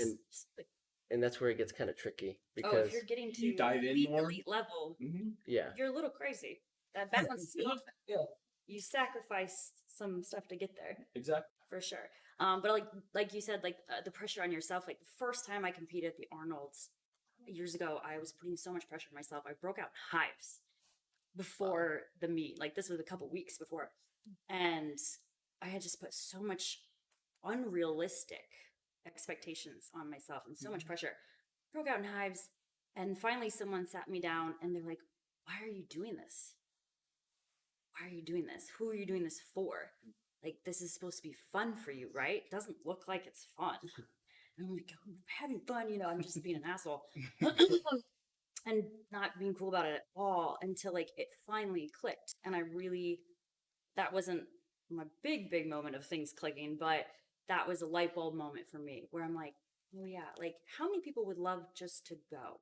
How many people would love just to go, just to be there, to compete, right? And I'm beating myself up because I'm trying to figure out how to win a thing that I'm probably not going to win. Like, you know, even if I have the best day. So I think that really pumping the brakes for a second and like revisiting your why is super important to do every now and then. And remembering that this is a hobby. This should always be fun. And I think you definitely have to let go of some of that fun if you want to get to the elite level and be the best at the sport, for sure. But a lot of people aren't going to be that person. Right. A lot of people are going to be, you know, good, average, great lifters. You know what I mean? So I think that's super, super important to revisit your why and let go of some of the expectations on yourself. And it's easy for me to say this as an injured, retired athlete. But, you know, sometimes those injuries are really illuminating experiences because you're going to learn a lot more about yourself. Success is a really terrible teacher. You're going to learn a lot more at the meets where something went wrong. I don't remember how we got here. So that reminds me of a mantra that I actually say now, and I say it out loud, not because of I say it out loud so other people can hear it. It's the framework that I approach on my sessions with, which is, I get to do this. Yeah. I choose to do this. I want to do this. That's an important order. That this is something that there's people in the world who cannot just drop what there's people in the world who need to figure out what they're eating today so they are waking up tomorrow. I get to do this. I choose to do this. This is a choice that I'm making. It's absolutely optional. We might feel like if we just stopped tomorrow, everyone would freak out, but the people closest to you don't actually care that you're a powerlifter. The people closest to you care that you're doing something that brings you fulfillment and happiness. That's and as really soon good as that shifts, those are still the people that are like, why are you doing this? So I get to do this. I choose to do this. I want to do this. I'm making this choice because it's something that I must have wanted to do. I should still want to do it right now, even if the present moment is uncomfortable and I'm going to be doing 41 reps of 500 pounds barbarian or 75 million reps of gulp squats easy man. It's still something that we want to do. We're led to do that. And then I usually say with gratitude and joy, with full effort, my best intention. Let's see how, because I want to try and center myself in a state of gratitude at the opportunity that I have to do this task. that is totally optional and that I'm choosing and wanting to do, and it's supposed to be fun for me. When it stops being that, I should go and make more money at McDonald's because let's be real, none of us are making a living from the lifting portion of powerlifting. And then being a teacher, adding this should be something that gives you fulfillment in life. This should be something that is adding to what you want, not taking everything from you. What do you want to do with this thing? Make the choice. I want to share with you something that still cracks me up. So I'm coached by Bryce, and I often get a lift with him. And one of the best cues he ever gave me was not what he said at all. So I think he said something along the lines of own the bar, and I had a headphone in, and I heard know who you are, and I was like, oh yeah, Milana's like I'm gonna lift my ancestors, like the best lives I ever had. And just thinking about that with all of this of like so know who you are, like know what matters. Like for me, Starting to get so it's deep. way easier because this isn't my life. I'm not a power lifter. And like for me, it's like this, I get to have this as just a fun hobby and sport. And Yeah. so I hear this so much from you. How do I hold that balance between like elite athlete that needs to push to be the best while also being a human? And that just sounds really messy a lot of the time, I bet. I think, to that elite level, you do lose a lot of the balance, but you're not always going to be that person. So you better figure out what else you A lot are of times besides a gonna catch you at powerlifter. some point. So yeah. Yeah, it's really dangerous tying your identity to a single thing that could be taken away really quickly. You think it's part of the line you forced to ride though? It's like that's kind of part of the territory. Again, it's what you choose to do with it. Yeah, how far you want to take it, or what your goals are, for sure. I don't think that's it's a double-edged sword, right? I think that's kind of what we're talking about. For sure. And sometimes it'll cut you. And then when it cuts, you have to figure out, well, how do I not get cut again? Kind of thinking like if that is, are we forced into that, right? Kind of tying everything into our identity. I think like for me personally, I can't do that because like I am more outside of lifting, and I've always been more outside of lifting. I think it took me a long time to recognize that because I started lifting when I was 12, right? Like my dad's like an OG, he's been in the game forever. So when I started lifting, there was like expectations heaped on me as soon as I stepped onto the platform. My first meet, I was 12 years old, reading Harry Potter books in between attempts, and they drug tested, right? Like they drug tested me because like I'm Gene Bell's son, I'm supposed to be sick, right? And so from 12 to 21, I mean, powerlifting was my main identity, and I didn't run into any adversity, right? For that amount of time, like it was just me, and like everything was just kind of like these steps up. I didn't have a lot of steps back, and so it was fine to have that tied into my identity, and that'd be the only thing because it was nothing but validating. But when I got to my last junior worlds, and I bombed out, I broke down. That's the first time I ever broke down in my life. I had never bombed out before. And I will never forget this. Like I after that third squat, I walked away and, I'm in knee wraps, full suit, straps up. Like I throw my belt and like goes through a wall. And I'm just like thrashing shit. Just like knee wraps, full straps up. Like I can't really move. I'm just like, but I had never felt so lost. Like everything had been taken away from me. I think retrospectively, I no longer knew who I was as a person because I did not perform in the way that was consistent with what my identity had been up to that point. And I completely lost it. I lost full control over myself because that's all who I was in that moment. And when I got home, I had to figure out like who am I? Like outside of like lifting, like this isn't the only thing that I do. Like what else do I care about? And what else is important to me? What relationships are important to me? What other hobbies are important to me? Like this can't be the only thing. My life has always been bigger than that, but I didn't acknowledge it. So like in my own journey, like I had to do that because I couldn't stay in lifting if I didn't.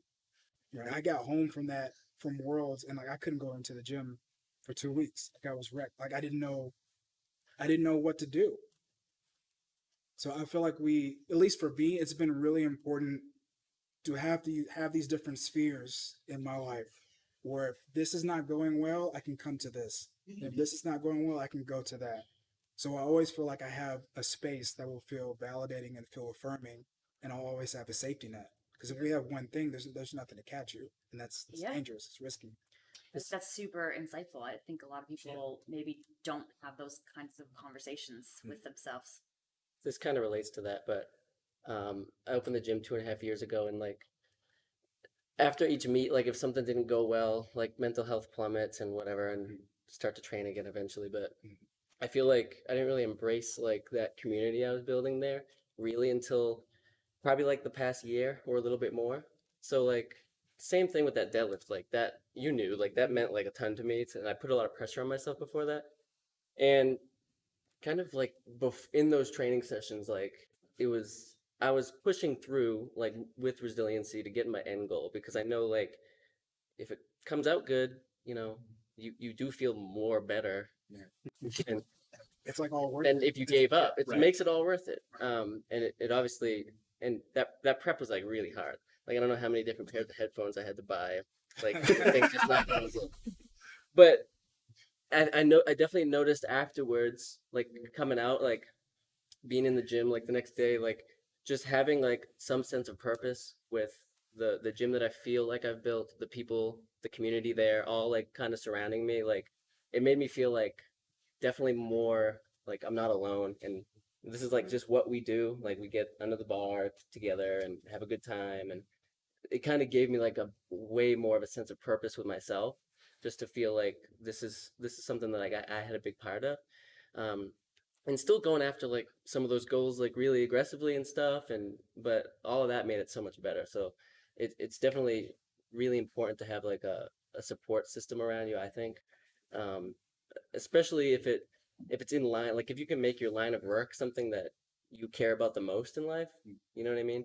Like you just feel way more fulfilled. And I think like even if that line of work was something else other than powerlifting coaching, and I was still going to the gym, I would be going to the gym as like a different person, just doing what you want to be doing, you know? What Ian said, I think, was like the most extreme example. Like what you said is, I mean, being 12, being Gene Bell's son, being the prodigy that everybody is expecting you to be amazing. You were amazing. You did everything in that time up until what you're talking about, where you felt like you bombed and you felt my identity was this and I failed at it. You did all of this and you dedicated everything to it, right? I mean, you weren't multifaceted at that time. You were entirely this. Would you say that? Yeah, mostly. Yeah. And you did it. You did do it. Yeah.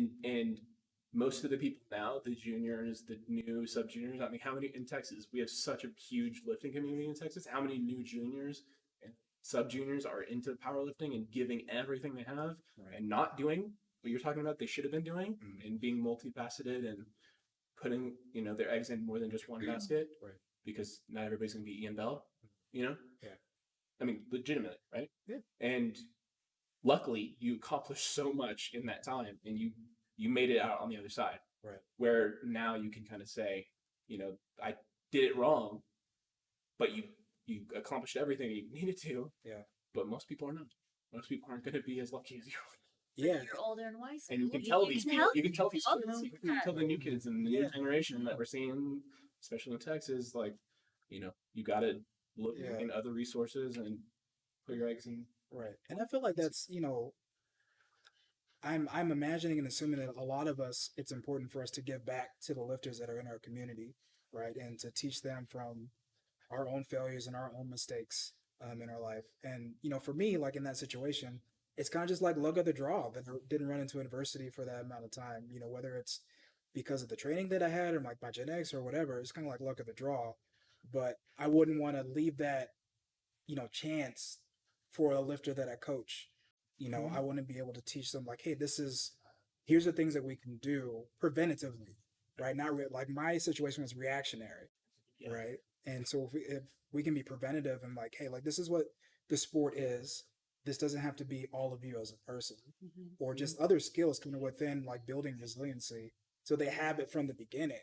You know what I mean? I feel like that makes such a huge difference, and I think that keeps people in the sport longer too, right? If we're talking about people like sticking around and then being able to give back to the community, you know, it's like referees and as, you know, people who work, you know, within administration and EC,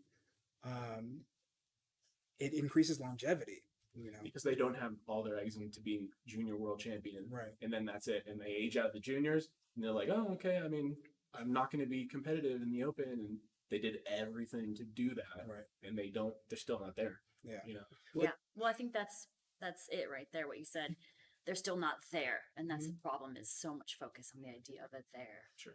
Like, and we all know that there's no there. There's no magic number that you're gonna hit where suddenly everything is okay Right. in your life and you're Yeah. happy and I fulfilled. feel good with and this you're like, number. I'm done. Walking Done. away now. I'm That's calling nice. it. No one's gonna say that.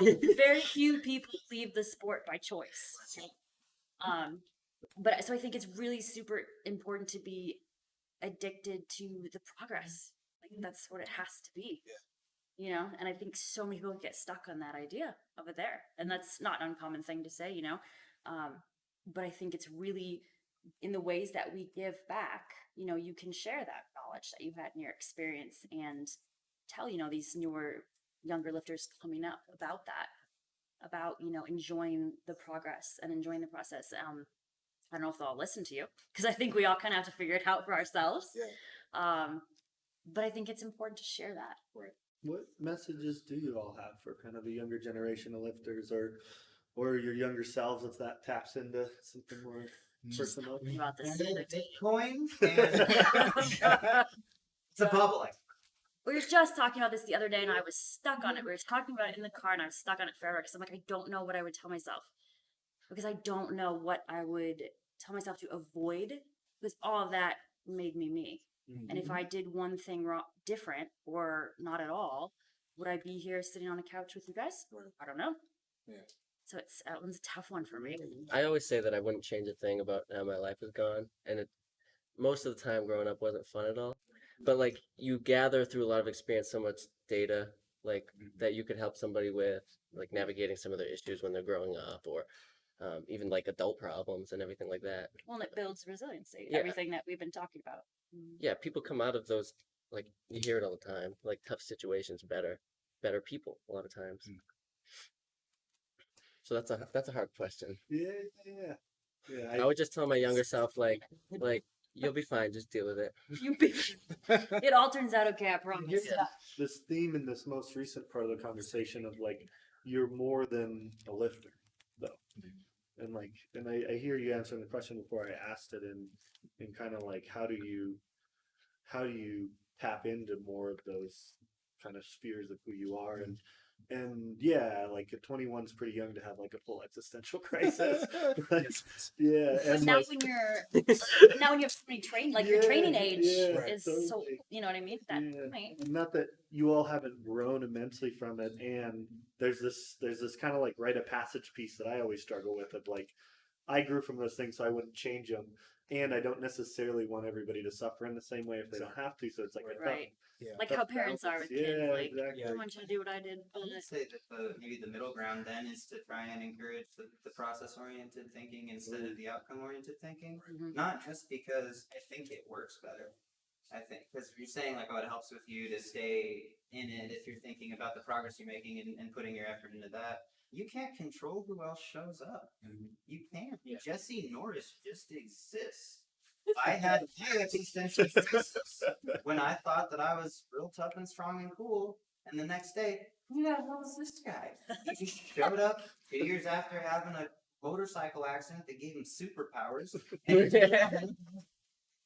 And there's always going to be some. And there could be that, and that was the kind of thing where that was my moment where I was like, because we came up at the same time. You probably didn't have any idea who I was. I knew you because I was going through Wildmore. I'm like, yep, that's that Ian down in Texas, who I never get to see in person unless we go to Vegas and lift and wobble together. And there's his belt packets, and he wears that gold chain, and I'm to have that. But I'm gonna try my best anyway. But I would talk to myself and say, like, those are the kind of things you don't get to choose. Like, who shows up? But what you can choose is what intention and what effort you put into the process along the way, and that's all you can control. So put everything you have into that, because then if it all falls apart, you ask yourself, what did I do? What could I have done? Put all myself into this. Well, I still failed. Okay. What could I have done? I couldn't. How do I get to acceptance? by understanding that literally nothing I could have done differently was going to lead to that. You can think about that, but did I try my hardest? I put everything into the process. Then I either do it or don't, and I don't have to attach any kind of personal association with that outcome, other than I gave it what I had, and this is what it was. On to the next. But Ben, in the same note, even if ENA Bell exists, it doesn't diminish what you did. Like, it didn't diminish. I know you did that. I'm just saying that for everybody else. When you pulled 750, that doesn't diminish that someone else pulled 820. Like, that's still incredibly impressive. You know, there's for anybody, for any situation, right? But then my focus would be on the good, because you can't control that outcome oriented. Right. And I can be proud of myself. Right. Yeah. Yeah. And I'm pretty convinced that Jesse North's got superpowers for motorcycle accident, gold chain, and some sort of Thor Ragnarok stuff going on. So you look cute.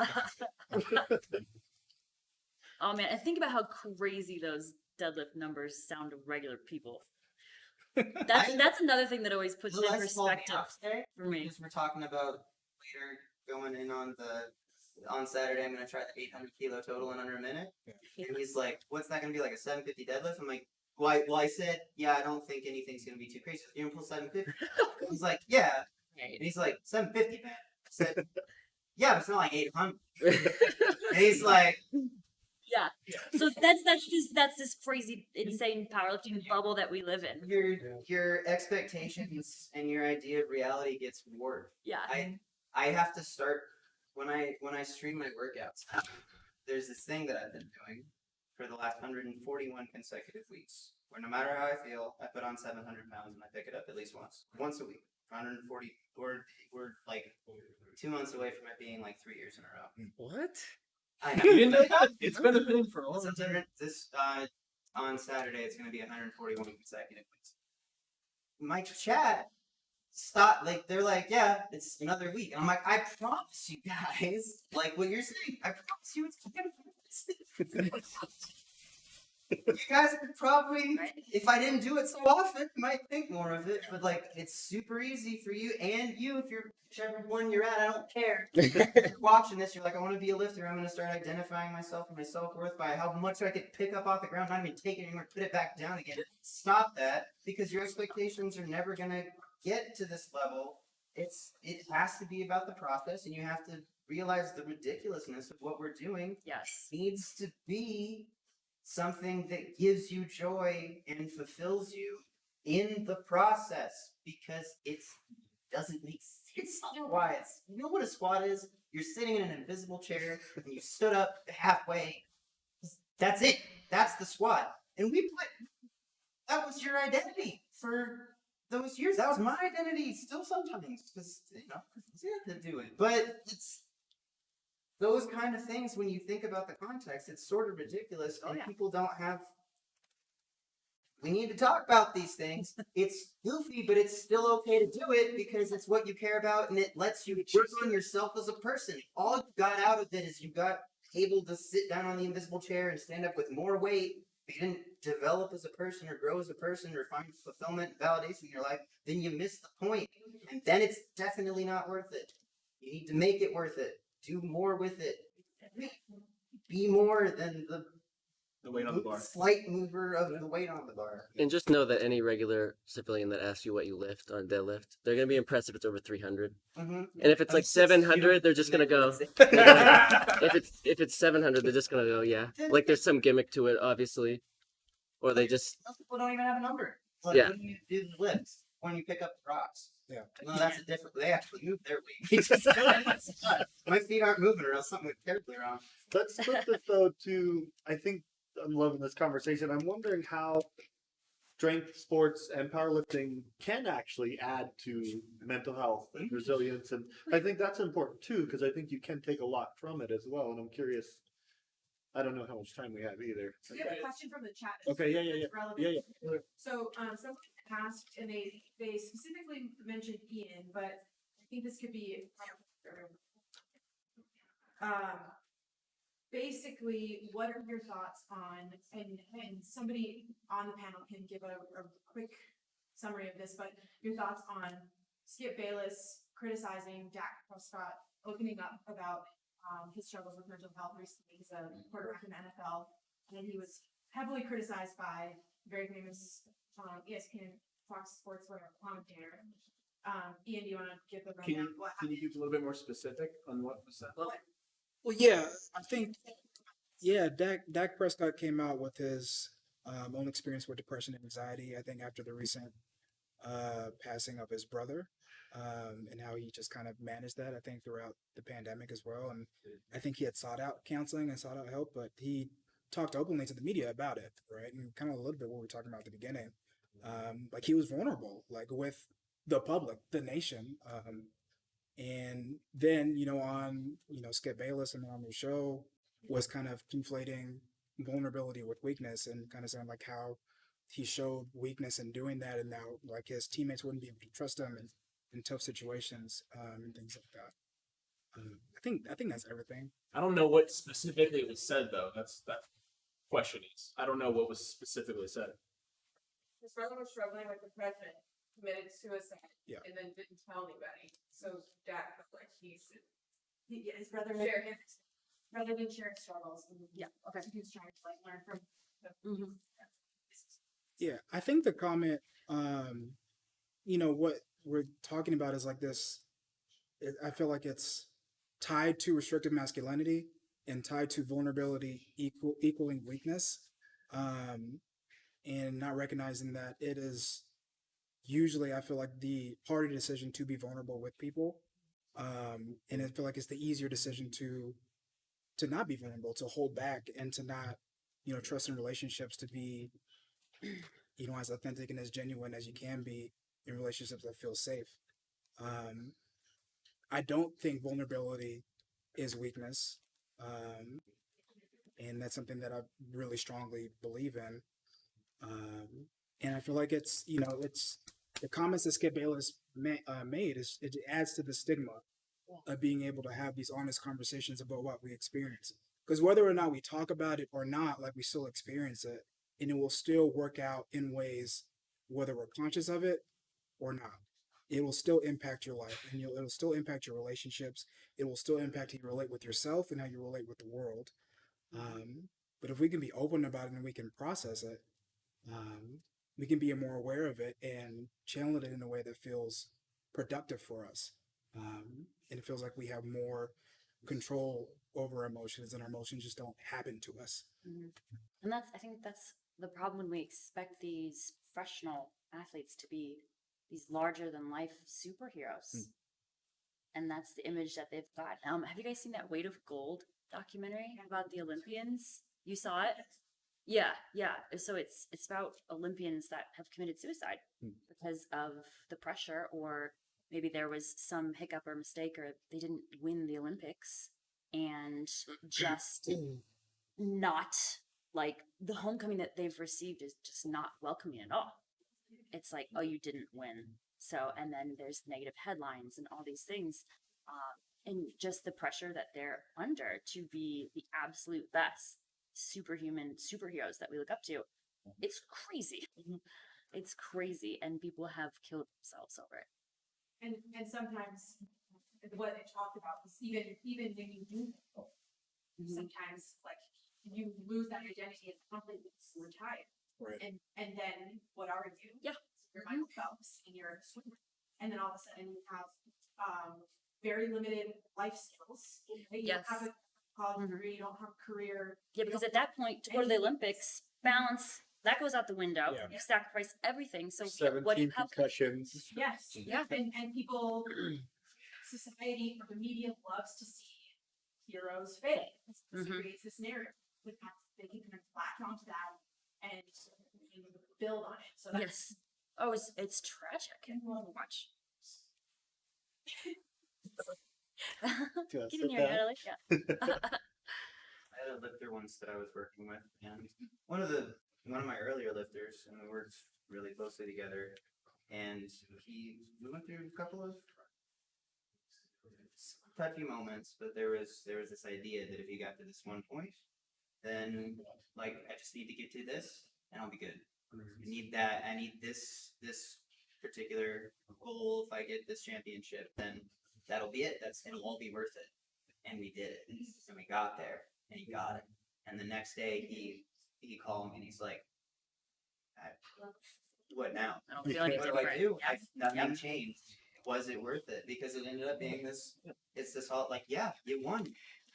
And winning was the thing, and you kind of expect it to turn. So it's not even a matter of, like, when you're talking about, like, someone, you can still do all this and still not win.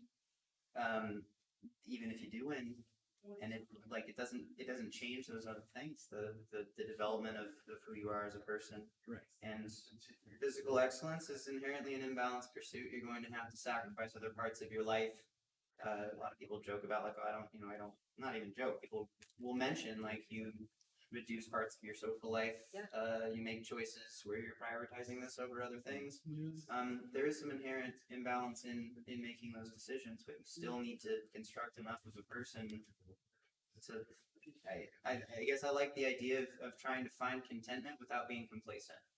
Finding a place where you're okay, but you still can, like, try to get the most out of what you have. But it has to you can't just say, oh, I was never complacent. It's like, cool, yeah, that the contentment of being able to understand that you are who you are, and that's it. And it's worth working on. You should care about yourself enough to make those improvements.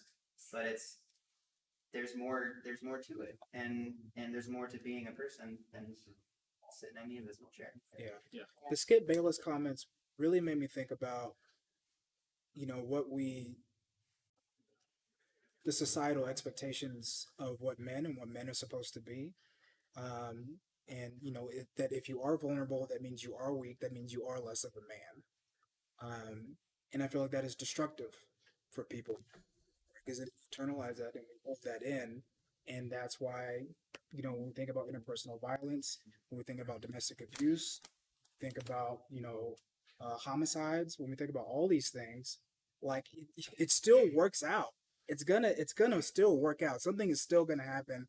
That emotion is still gonna impact some type of behavior, right? So if we want to lower that within our society, right? If we want to lower these incidents, then I think we have to rethink what vulnerability means and how it can be productive for people, and how that still you can be vulnerable, still be a man, and still be quarterback of the Dallas Cowboys, and still be able to perform at an elite level. I don't think it changes that at all. I think in my opinion, I think practicing vulnerability is practicing resilience. Like those things seem equal to me. And I think in building your resilience, you have to build your skill of being able to be vulnerable. I also think that resilience comes with a good sense of identity and sense of self. And again, that ties back into knowing what other areas of life you're interested in and what else makes you you. But I always think about, like, oh my God, how would I have handled this platform a decade ago? Like, would I have handled it as well in the comments as well? Would I be able to just brush it off my shoulder? Like, I don't know. I think I handle it better as a woman in my mid-30s because I have a pretty good idea of who I am, and what someone says on the internet is not going to change that. But I think it all ties back into resiliency, like you said. Yeah, I'm thinking just how that shows up in the mental health world, and often I think recently the movement Brene Brown's been incredibly impactful and will kind of feel the mental health and vulnerability being tied with courage. And I think often when we look at like how our body feels in vulnerable situations, it is like constricted, and it like is this a good, like my body's safe, I'm not in actual danger, is this a place to move into that, which takes for me, and I think a lot of people I work with, bravery and courage to like lean into those pieces. And I think you're on point with that so much of like it's how we build resilience. And I think the alternative often is like shame fueling. So when we say these feelings we're having or these parts of ourselves are inadequate or weak, then it just creates shame, and shame's one of the hardest things to work with as a therapist. It's really one of the more toxic emotions I've had to deal with. And so I don't have a whole lot of more direction for this conversation, but we have no time. I'm curious. And so much of that is self-talk. Yep. Like you said, like I have that conversation with clients often. Like instead of saying today sucked, say I was really challenged today. Like just doing something simple and small to change your verbiage in your own mind can make such a big difference. Yeah. I think, full disclosure, I am also a therapist. Perfect. We have two. And I didn't know this. Yeah. and I work at the counseling center at UT, and I get, I primarily work with people of color and people who hold marginalized identities. And most of the people that I see, it's their first time seeking out resources and seeking out mental health therapy. And they always tell me, like, I don't feel comfortable talking about any of this stuff, or I've never shared any of these things because, I don't want my family to worry about me, and I don't want them to feel some type of way, or, for whatever reason. And then we talk about, vulnerability, and I'm like, what makes it, how do you feel about vulnerability? It's like, it doesn't feel worth it, or I'm worried about people, what I often hear, specifically like with men that I've sat with, is like, I don't want to feel weak in being vulnerable with people. Yeah. And so I asked the question, like, well, what's the harder thing to do? Is it harder to hold that shit in, or is it harder to talk to somebody about it? Mm-hmm. And I was like, well, it's hard to say something about it because I don't feel comfortable and I'm worried about all these things. Well, then I'm like, well, if that's harder, then that seems like the thing that takes more skills and courage and strength to be able to do, as opposed to doing the same thing that you've always done before in your life. Yeah. And so, yeah, go ahead. I didn't want to break into them. If you still have more, go ahead. No, sure, go ahead. You said you work with primarily Black people, right? Do you think it's more of a problem in the Black community? Vulnerability? So, like, do you think it's because Black fathers teach their sons more that way? Or do you think you just see more because of where you're at? And no, I feel like that's a pretty common thing among people who identify as men, across racial and ethnic identities. Do you? I feel like it's because of the father teaching the son that it is weakness to do this, and do you think that's just purely because of within your family, or like you can't go to a friend, or is what do they tell you is specific, like you shouldn't go to anybody, you should should keep this to yourself? Yeah. Well, I personally think of the messages that I've gotten, and it's just like it's man up, right? It's don't be a pussy. It's like suck it up and get to work. It's at the end of the day, you still got to get this shit done. So why cry? But you're saying that's from the father? No, I feel like it's multifaceted, right? Okay. I feel like it's our family. I feel like it's our culture, and I feel like it's society at large. And these are all places where we internalize these messages, and we get these cues of like, okay, well, this is what it means to be a man. Like, I don't talk about my emotions. That's not cool to do, and that's important to ascribing to this gender role. You don't think there's anything about the male that shows, so you don't think that men should be less vulnerable to show leadership, that some of those things you don't think they're cohesive? You think that you don't need to, you can be as vulnerable as you want, and you'll still have followers, you still have people that you'll lead? Yeah, I mean, as vulnerable as you want. I think as you want is the important qualifier in there, because everybody has their own level of comfortability with vulnerability and how they want to express that. But why wouldn't you want to be more vulnerable? You could if you want to, if you feel comfortable in doing that. I hear Chance almost like, does vulnerability impact or limit your ability to be a leader? I mean, because inherently you're saying that, well, they don't want to. Why don't they want to? Because they feel within themselves, right, that I'm less of a leader, I'm less of a male, right? That's what you're saying. I wouldn't say less of a leader. I would say less of a man based on societal standards. No, but that's how they feel. I know you don't think that, but they feel that, right? I can't speak to what other people.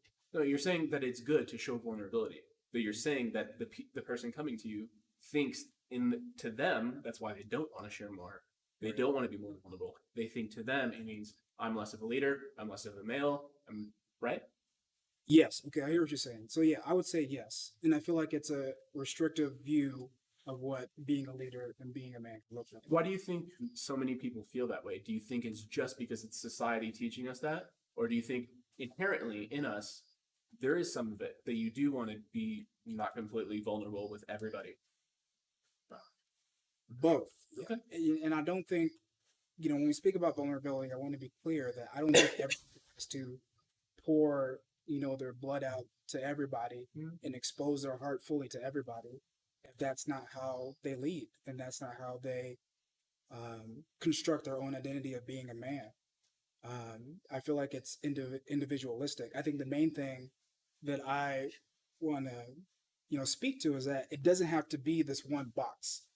Being a leader doesn't have to be this one box. Being a man doesn't have to be this one box. You can create that identity for yourself, right? And create that identity and what aligns for you.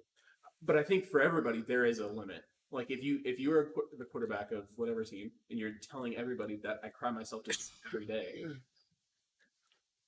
some people will find weakness in I this. think if we take it to the extreme in any conversation, But there is a level of vulnerability, is what we're all saying.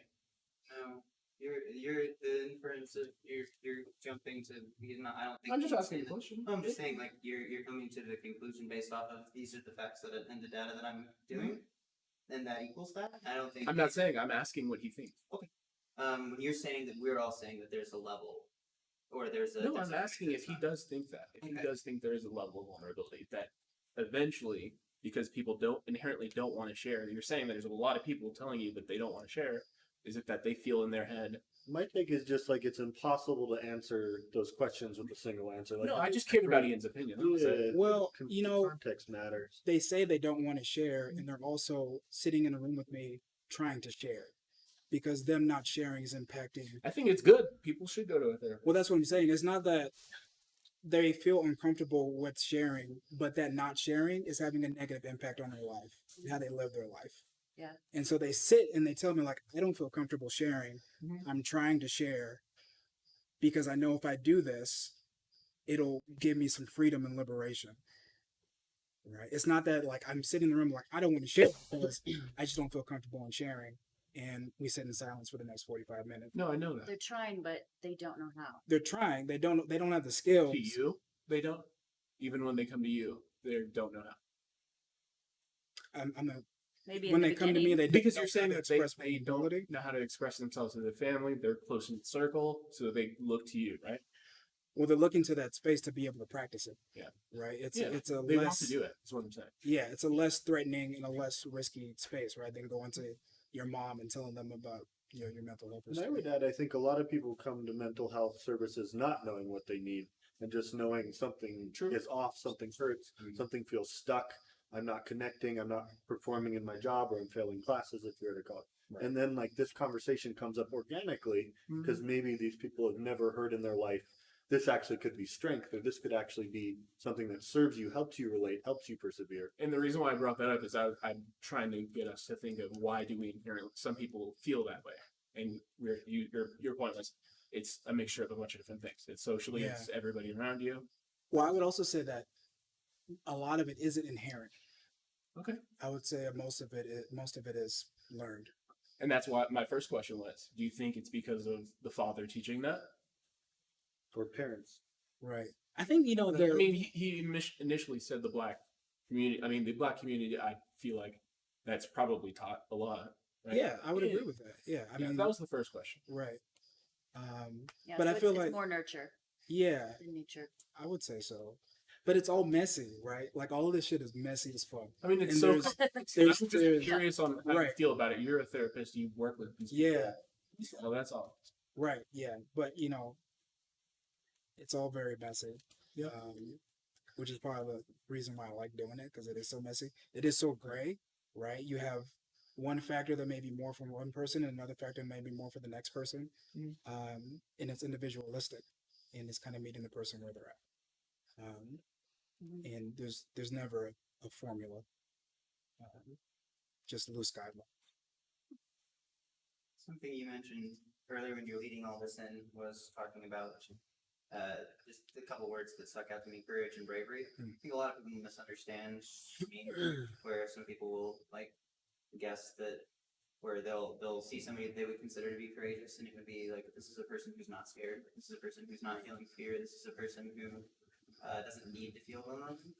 And I think that might be a little bit of maybe it's a semantic disagreement, but it's not an absence of the feeling of fear, having those weaknesses. You said you finding and identifying, and some parts of you that you might even attribute this is a weak aspect of myself, but instead of finding utility in those experiences, I would say that courage and bravery are more a matter of how you respond and interact with those inner states of fear or those negative inner states. And that's why I think societally we try to pull people up, but I think a lot of times that misses the point because we're recognizing somebody who is acting as if there is no fear, but they're really just interacting forward in spite of the fear or the negative feelings. And I think that the vulnerability is really important because sometimes when people share that, when you were talking about the idea of a leader and how some people might read that, I would say that of course some people can read whatever they want into how someone presents themselves,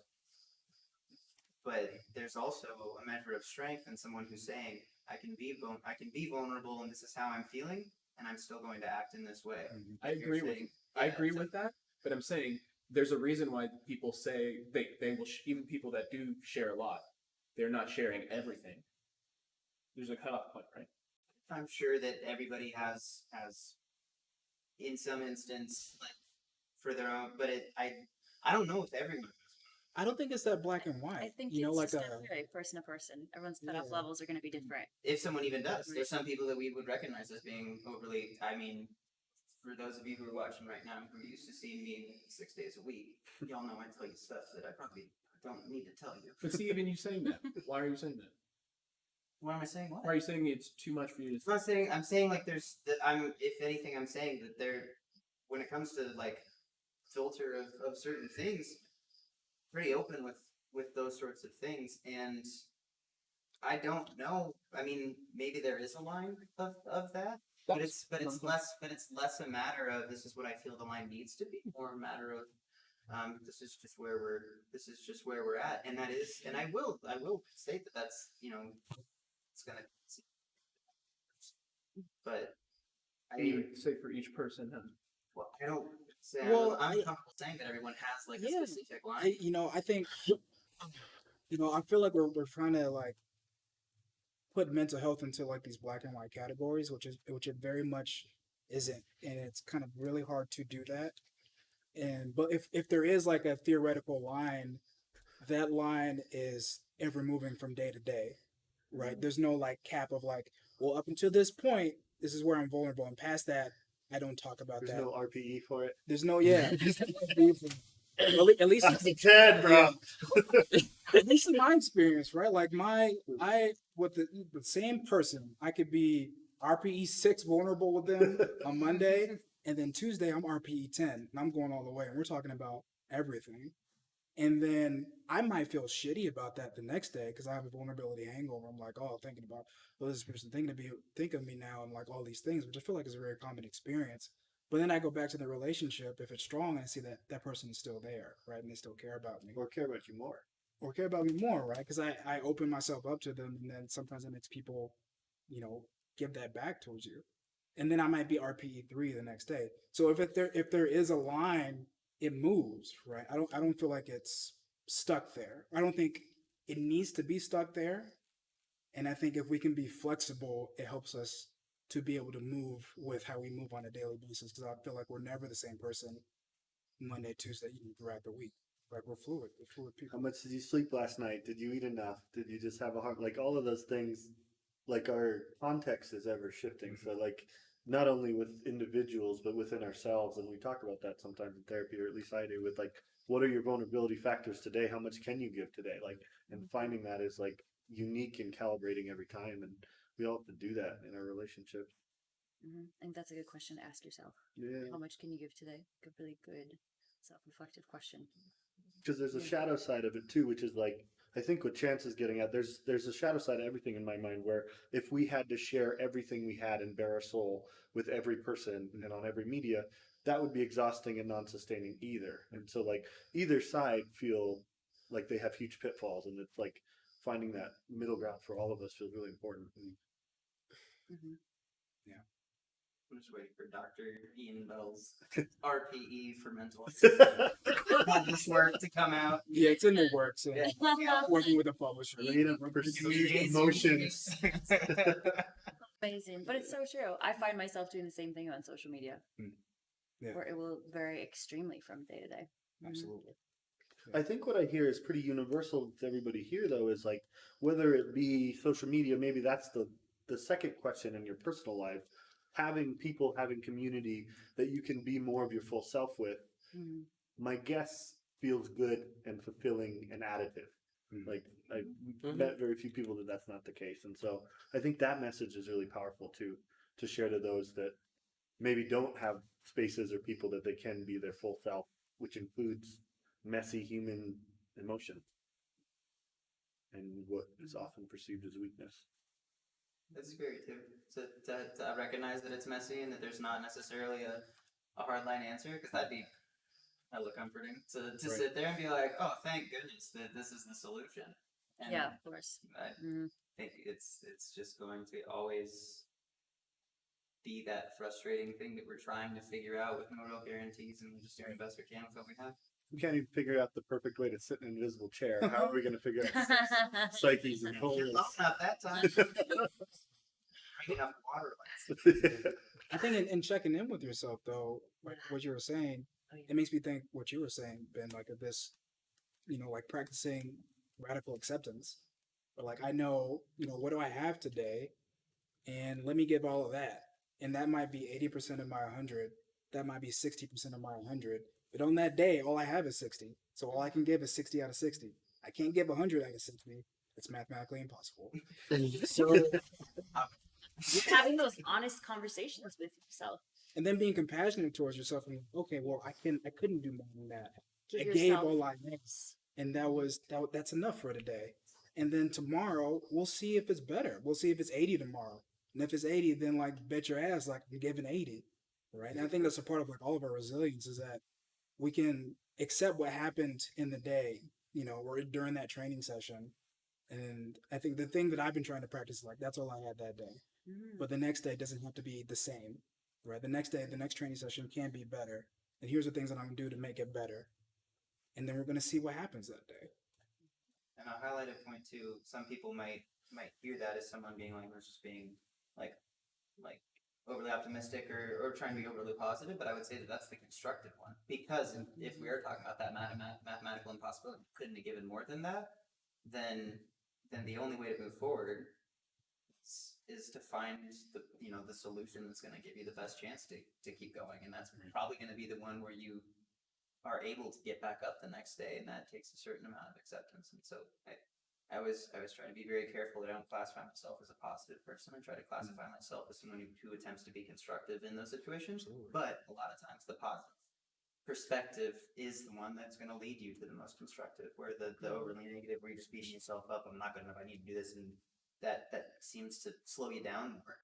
I think it's not reflective of reality, right? I feel like when we are in this overly critical and negative kind of narrative in ourselves, it's subjective, right? It's driven by all of our insecurities. When we introduce compassion and self-compassion, we're really increasing our objectivity of the situation itself. So I don't think like we're not, at least in my view, we're not being overly optimistic that is unrealistic. We're actually being more objective. We're treating that experience more like a science experiment and seeing what the truth is here. And we're not going to be good at this right away. I think for people listening, and young men maybe in particular, like just like anything else, if it is a new experience to express, feel, talk about emotions, relate that way, the beginning's going to feel really uncomfortable and awkward and shameful. And over time, it gets a lot better and it gets a lot less overwhelming. And I think we can see that in sport really easily. Like first time you do any movement, you're not going to be very good at it. But we don't talk about emotions in that way when actually it parallels in a lot of ways. I don't know if that's your it's just experience. practice. Yeah. Yeah, sometimes it takes a lot of effort to even be able to describe how you are feeling. Yeah. You know what I mean? We've got about 5 more minutes. I just want to make sure everybody's aware of time and check in with everybody as far as like lingering things you want to say or even sitting on or things you might kind of regret if you didn't get a chance to say.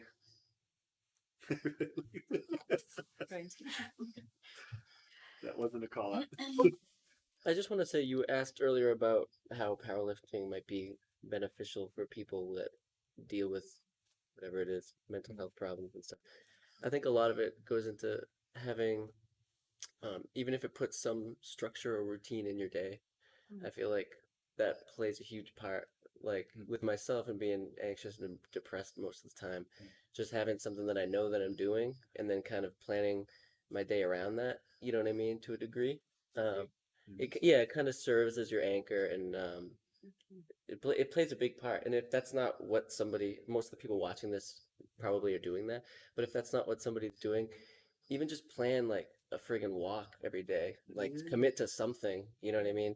And obviously it should be something with exercise every day at least, just for all the other benefits that you're going to feel from it. But anything that's bringing you fulfillment that you can do on a regular basis and kind of, like you said, serve as that anchor, I think is really important. And that's kind of what it is for me, and I'm sure some others. Absolutely. I think it's important for me. I already made fun of our sport a few times now and like kind of the ridiculousness of it. But at the same time, I still do it. So there must be a reason. And I think that the framework that I like to work with is that something that's really cool about powerlifting that you don't necessarily get in a lot of other aspects. And one of the things that I think is really beneficial for growing, like I said before, all you got out of it is were able to move the thing better than I think you missed a lot of the benefits. Powerlifting allows you a relatively safe, consistent, repeatable opportunity to deal with some sort of physical impossibility. No matter how strong you are, no matter how strong you've been, no matter how strong you get, there will always be a number on that bar that you cannot physically lift right now.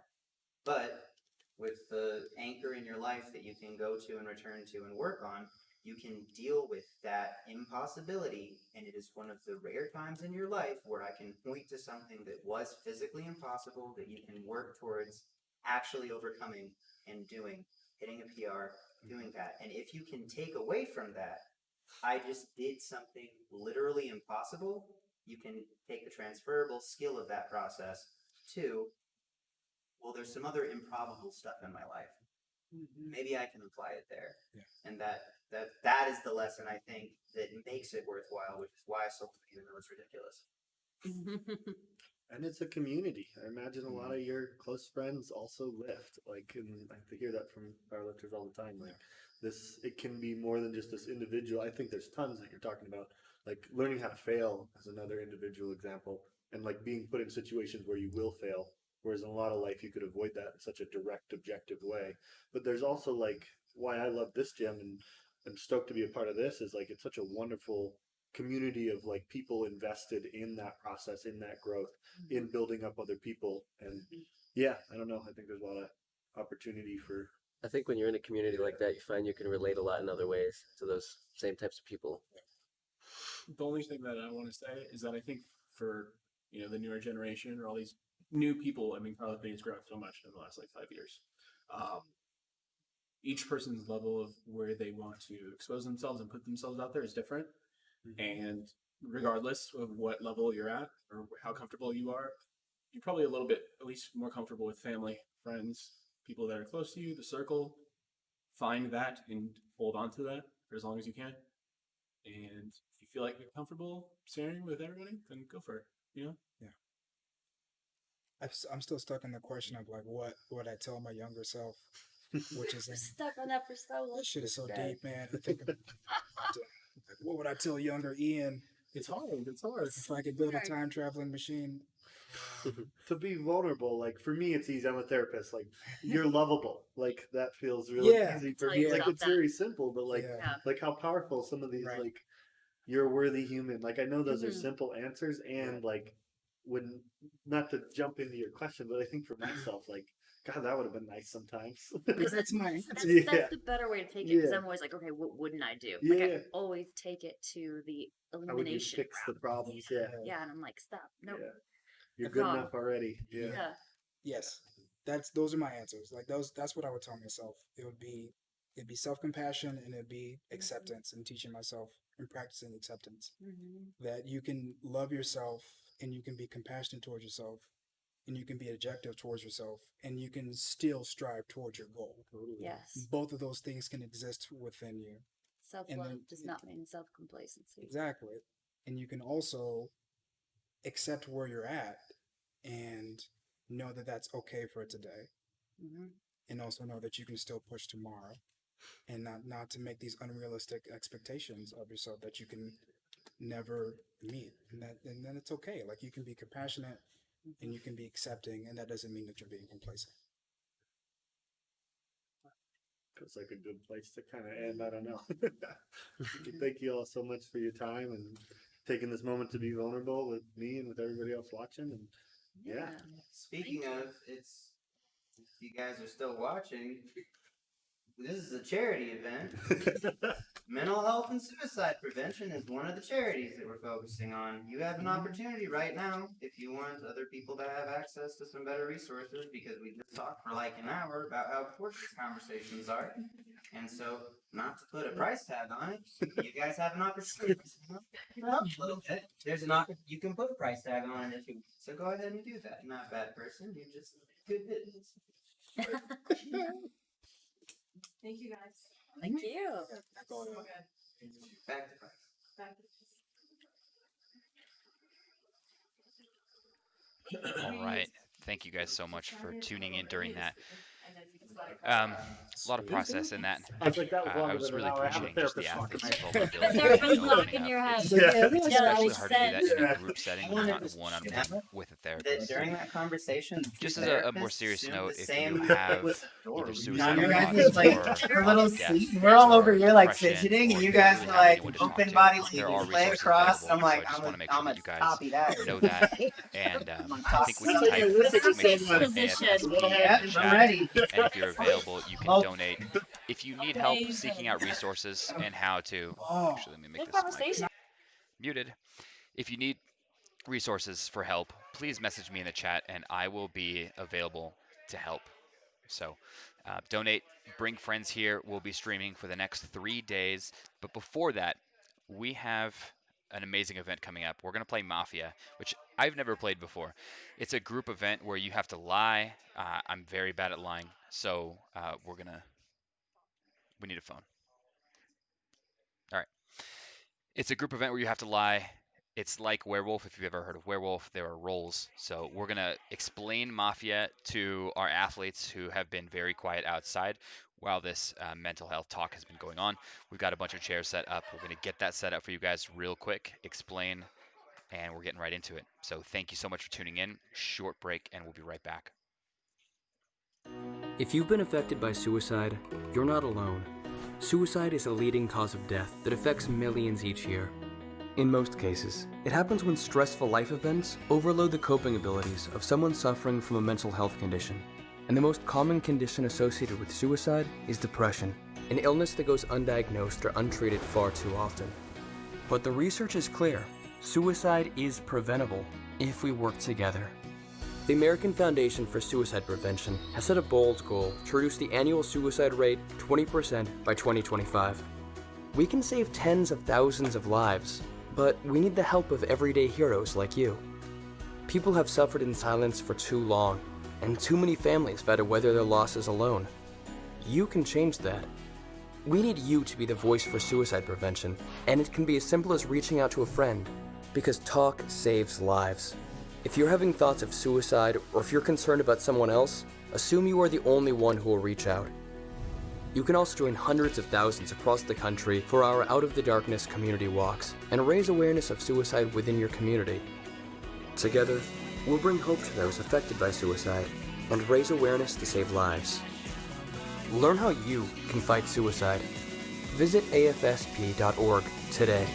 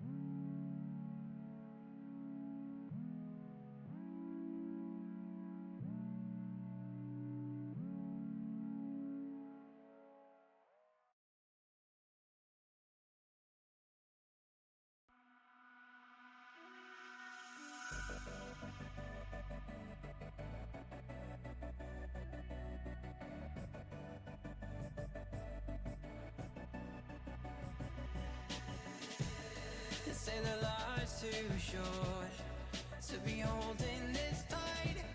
So why am I walking light? And in this world of light and color, I'm not afraid of the night. When this future's so bright, that I got all these friends and we're like, it's not the end. Whoa, this new world is ours. This new world is ours, and all these friends and we're like, it's not the end. Whoa, this new world is ours. This new world is ours.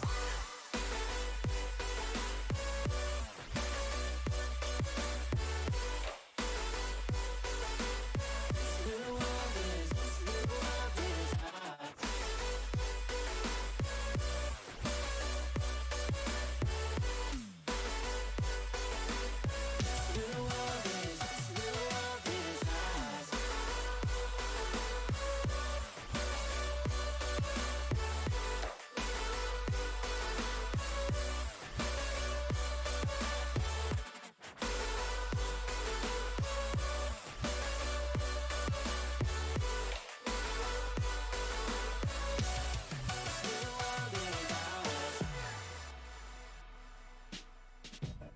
They say the life's too short, and I can feel in my bones.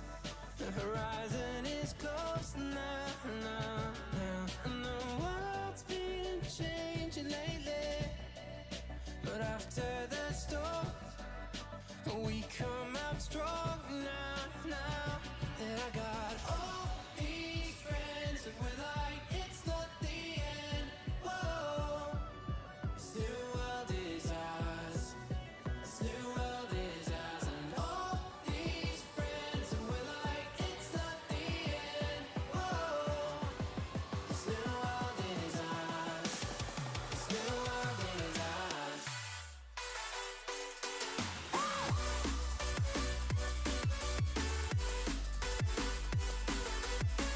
new world is ours.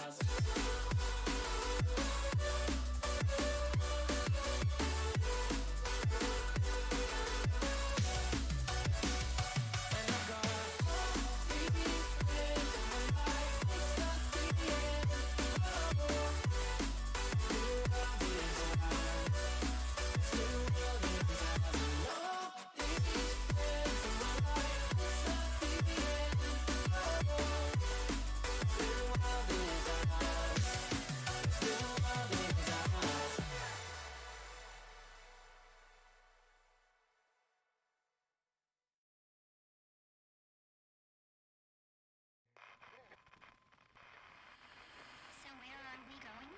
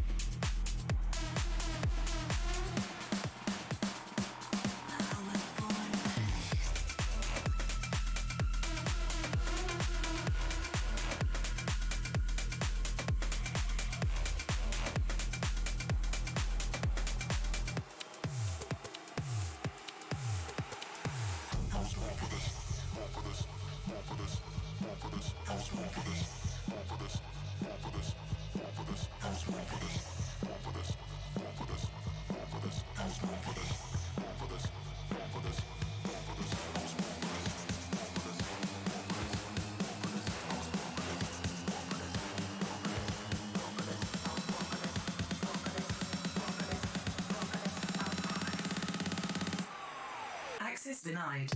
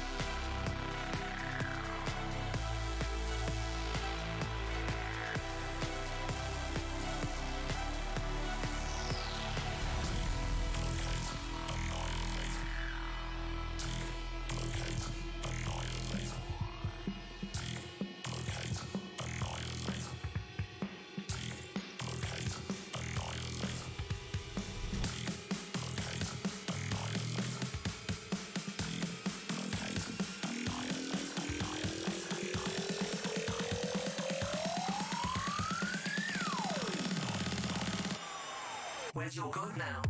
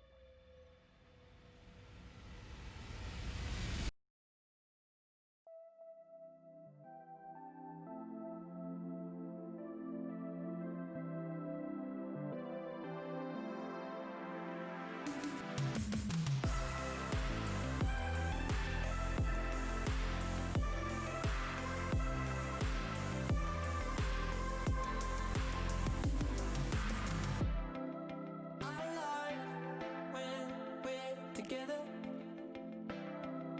I like mystery. 'Cause sometimes we know the future, and sometimes it's hard to see. Living out confusion. We can make a way when we move in this fusion. Lines can't stay away. Living out confusion. We can make a way when we move in this fusion. Lines can't stay away.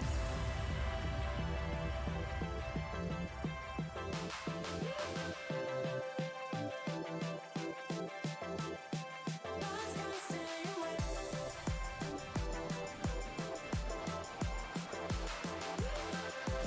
When we move in this fusion. Lines can't stay away.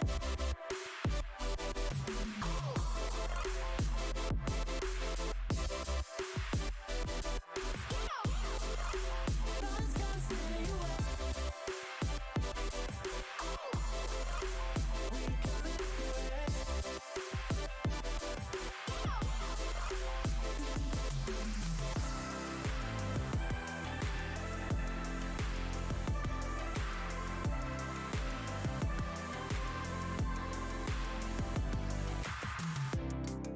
Driving through California.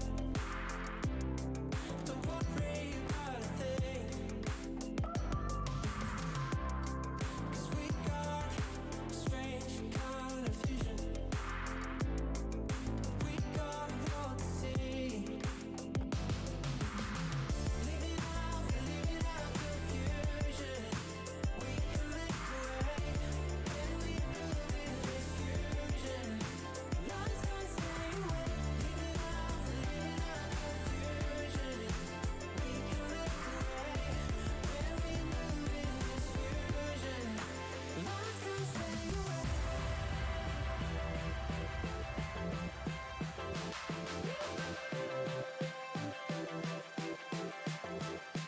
Lines can't stay away.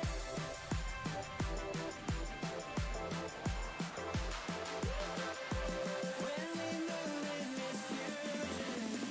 Lines can't stay away.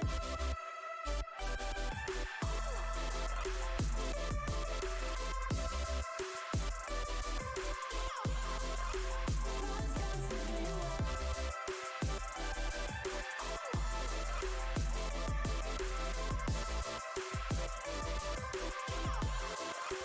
Lines can't stay away.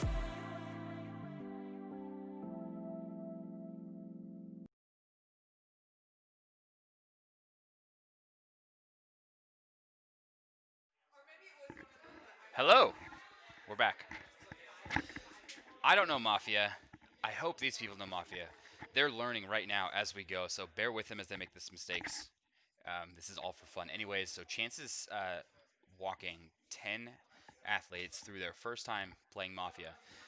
We got an all-star couch though, so let's have a look at who's actually playing down there. We've got Eric Lapointe, Hanny Jezreeli, Chloe Dublin. Who we have? Sarah Brenner. We have Jason Mike. That's Chrissy Paraki. That's Daniela Mello. Over on the other side of the couch, if you can see, we've got the Swole Fesser checking in. Yes, Chance is very into this. Yeah, so we're all going to learn together. All right, I'm going to get some audio going for those guys. I'm going to, oh, you know what? I never, you guys have been looking at me the whole time. Why didn't you say anything?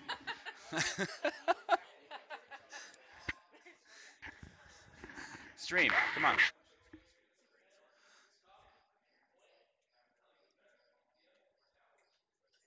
I will explain that. So you, but I'm not going to. What's up? Mediator. I'm the moderator for the first game. Oh, shit. We're ready. So and let me know if you can hear them down there. Yeah,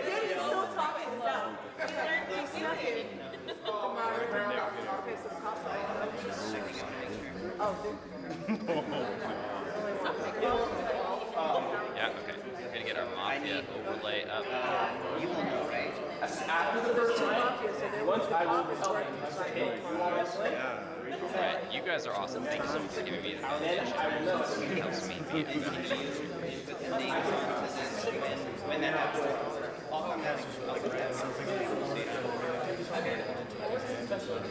Is there anything, any question that's not clear?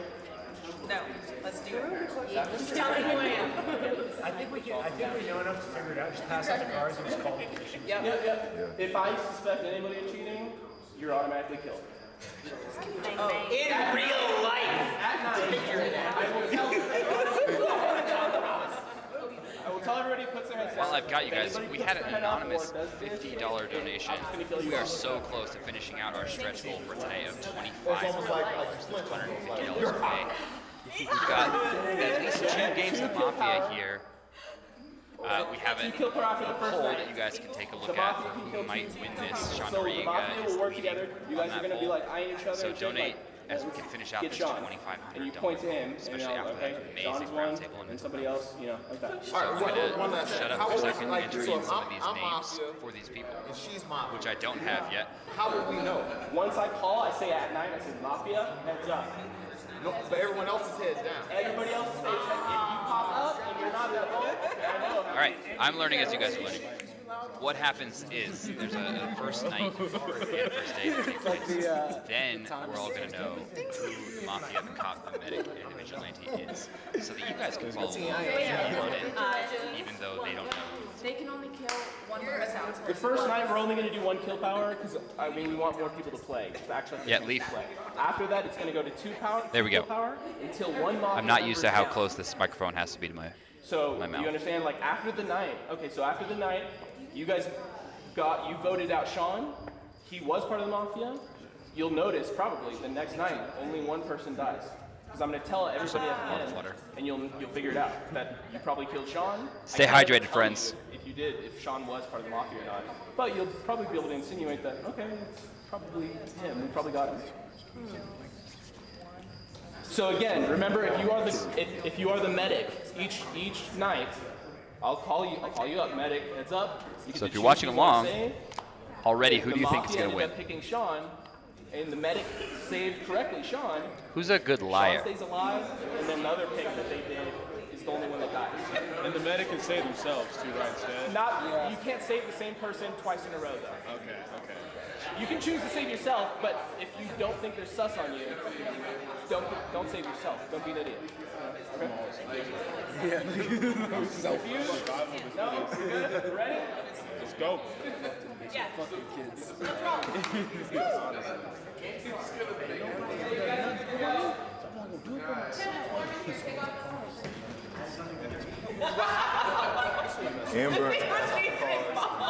Amber, I'm gonna kill you.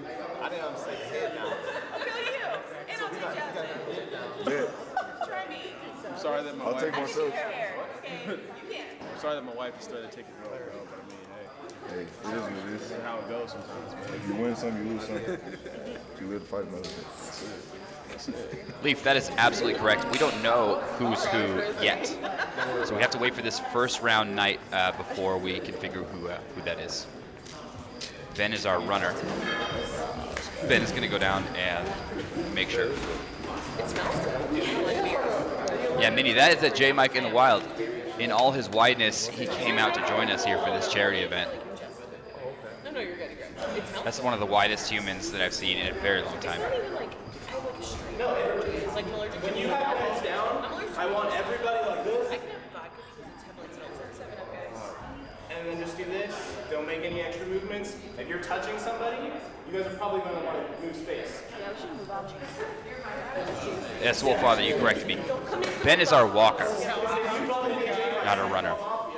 Okay, I got you. So that way you don't see anybody getting up. Okay. Blaine couldn't get work off, so Blaine will not be joining us, unfortunately. One more time. That's fair. Okay, you ready? Thank you, Swolefather. Better not delay my car. $24.50. Who pushed us closer? $100 donation from Mark Pro. Amazing first day. Thank you to all the athletes. $100. That's Tim. Tim's been in the chat. Tim left us a little bit while ago. He's been taking care of the athletes after they do stupid things like 130 reps on a pitch shark, or in my own personal case, 135-pound squat for 50 reps. So we really, really appreciate Mark Pro. We're actually raffling off one of those as soon as we can figure out how to do a raffle on Tiltify. But we have a brand new unopened Mark Pro Plus that we want to get to one of you guys. But then you can't look at your car until you tell us, right?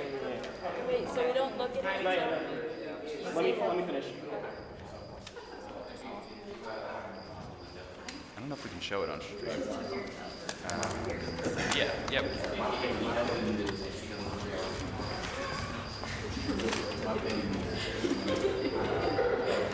Quickly look at your car, don't move. Hi, we're in the corner now. Here's the Mark Pro.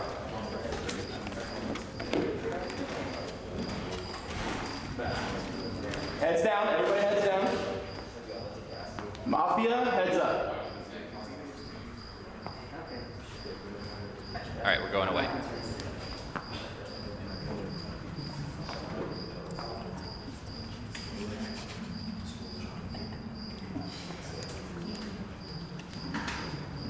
Mafia, heads down.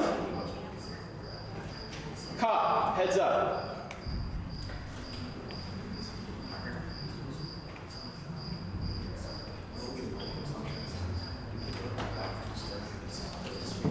Heads down. No one raise your head up yet. I made a mistake. Mafia, raise your head up. Decide one person who you want to kill.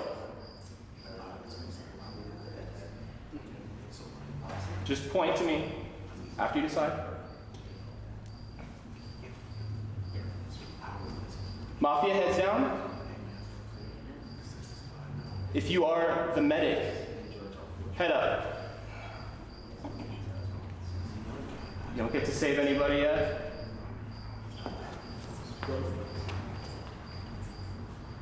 Game. You gotta read the cards. Wait. I said Chloe. You said the name out loud. But I saw that she was mafia too, though. So False start. Looks like we got a false start. All right, redo. Everyone's learning. Thank you, Mark Pro, so much for that donation. This is actually sponsored by PR Breaker. This hour is sponsored by PR Breaker. So every one of these sponsors, the sponsored event, gave $250. So in fact, we already have somewhere around $12,000 of donation in order to even run this event. So everything that we don't use is going directly to charity as well. We have surplus already. We're very excited to give back to charity. We are a short $50 away from our stretch goal tonight. I think we can crush that in the next few minutes here. Wait, so there are only 2? I thought there was 3. We're picking 2 Mafia right now. There's only 11 people. Okay. That's why we were confused. All right, real quick, let's go. Everybody heads down. Looks like Bryce's chat's coming to Heads play. down, everybody. Seeing lots of Bryce K emotes.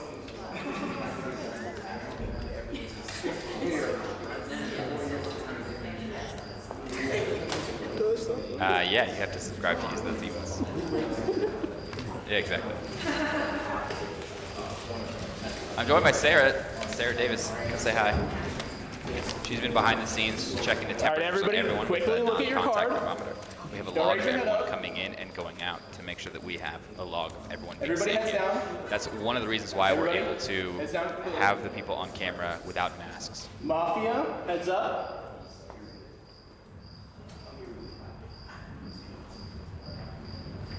Mafia, heads down.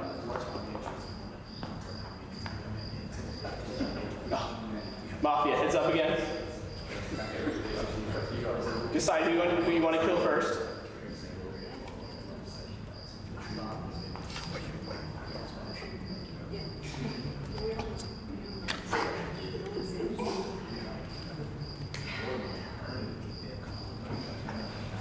No, you're already talking. Oh, all right.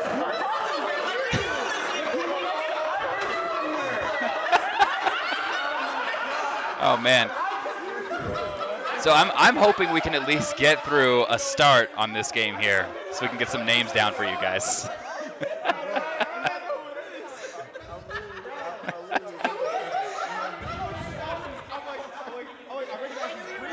At least I got you guys here. Thanks for tuning in. I promise that board in front of you guys will get filled in very shortly, as soon as Ben can actually get some names here.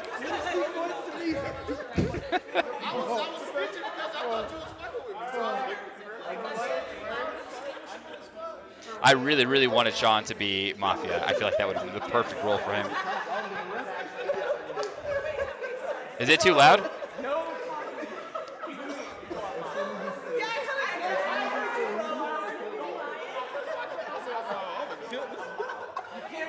Yeah, Steph, that's a perfect punishment. We should really do that. All right, thanks, guys.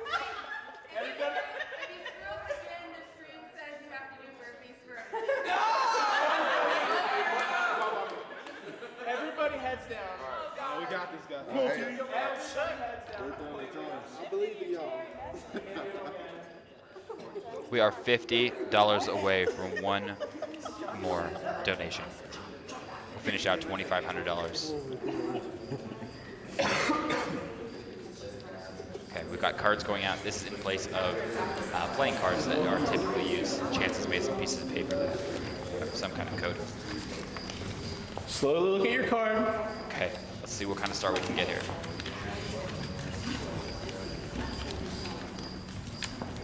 Mafia, heads up. Oh, this is gonna end Decide who you want to kill. very badly. I feel like I need to keep my voice down too.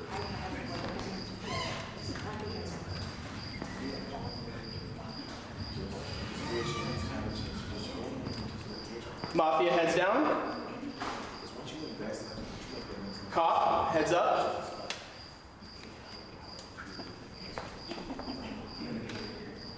Cop, heads down.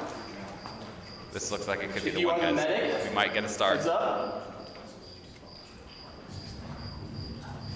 Medic, heads down. Vig, heads up.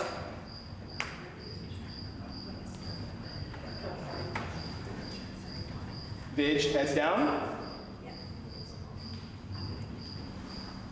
Everybody wakes up except for J Mike. He's dead.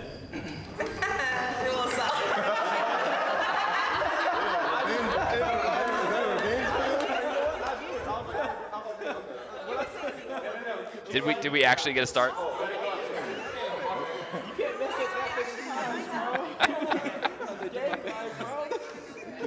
Take your phone. Oh, and everybody, I need your phone. You can't be looking at your Twitch and shit like that. If you just want to keep it down on the floor. Can you turn this computer off? Or this camera off? Don't turn the computer off, that's bad. Our day cycle starts now. Talks amongst yourselves. Okay, so now we have to find out who killed him. So what did you guys do? Who took him out? Oh, we just talked normally. First of all, guys, it's him because he's pointing at him. So I know who did it. That's who did it. And first of all, second of all, since you're blaming it on him because he's pointing at him, maybe it's you. I don't think so. So I think there was only one person. All right, guys. Okay, Haley.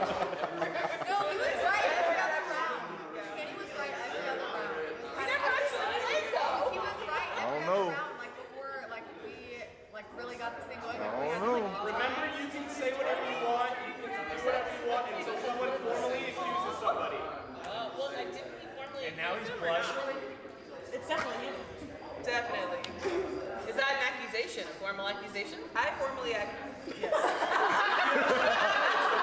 I formally accuse. Formally accusations.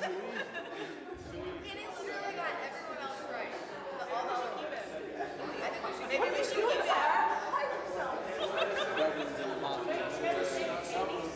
Okay, no.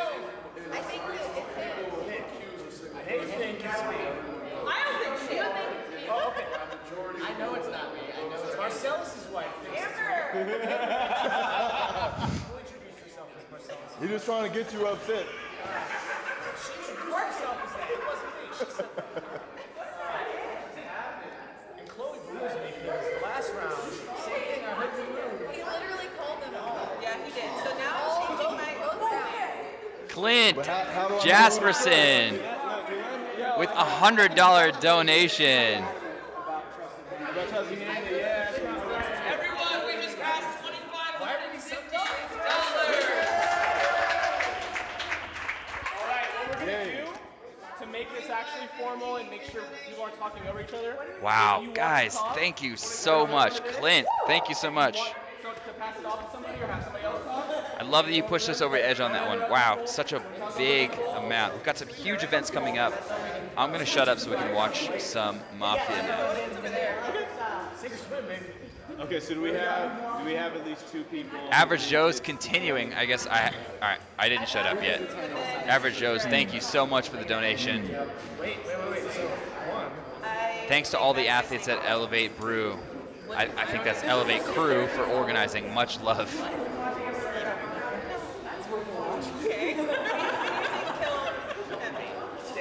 Danny, if the rest of you have any reasonable suspicions? Wow! Wait, what? Does I feel anyone like else? Christina is the medic. I think this is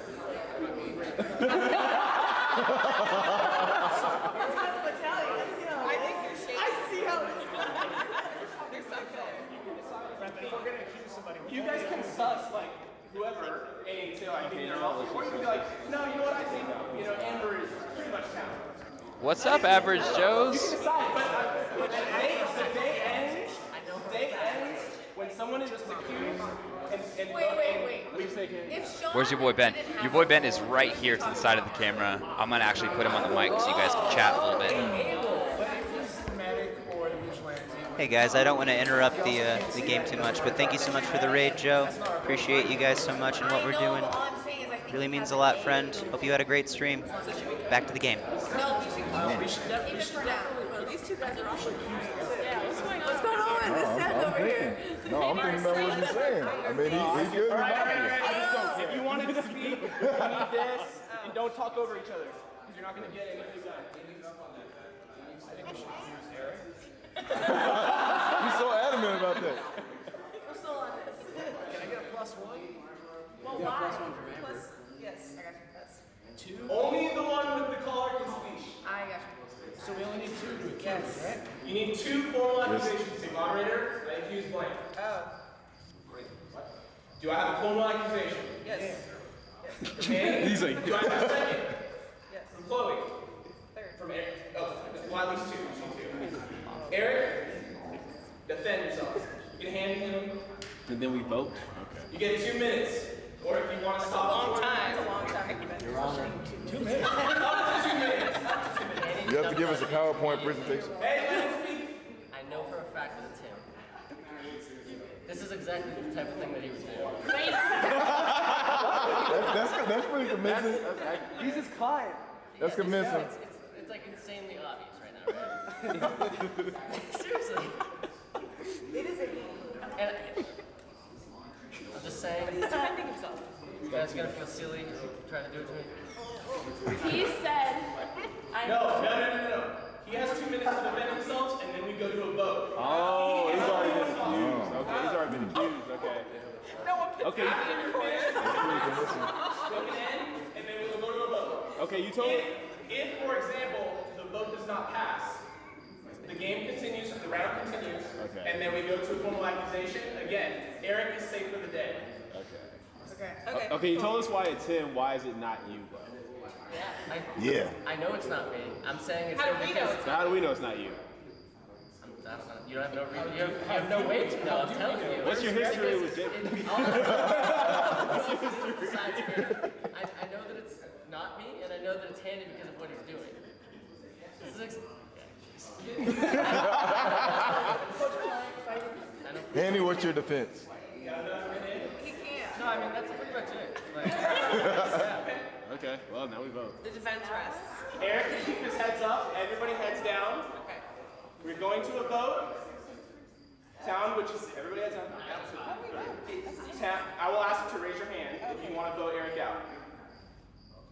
Town, should we vote Eric out? Raise your hand if you agree.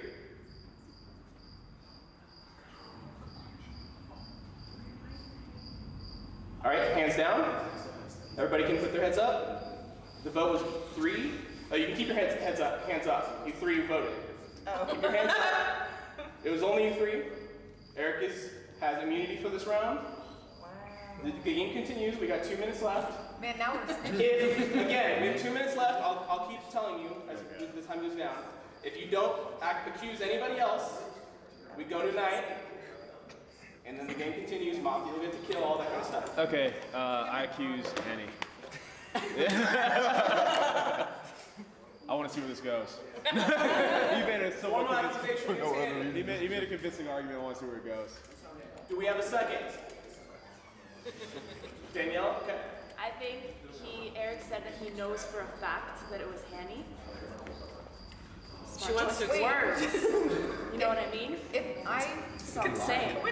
Hanny? Defense? Defend yourself. Allow me to open up by just saying you guys are super down.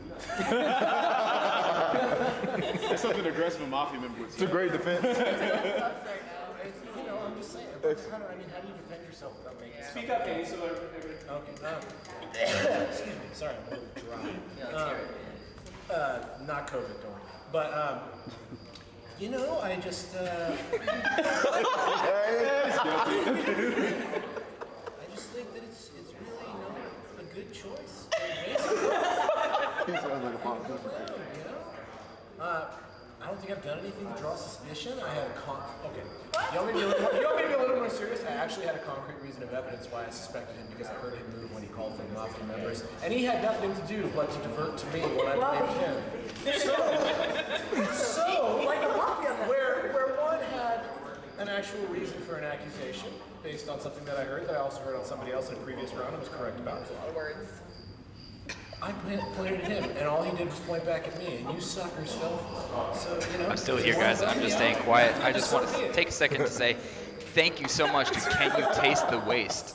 Such a good stream. Love donating to a cause like this. I struggled with such issues before. Thanks for putting this together. We really appreciate your $50 donation. Thank you so much, going right to the American Foundation for Suicide Prevention. All right. If you want to vote out Hanny, you can raise your hand. Raise your hand all the way up.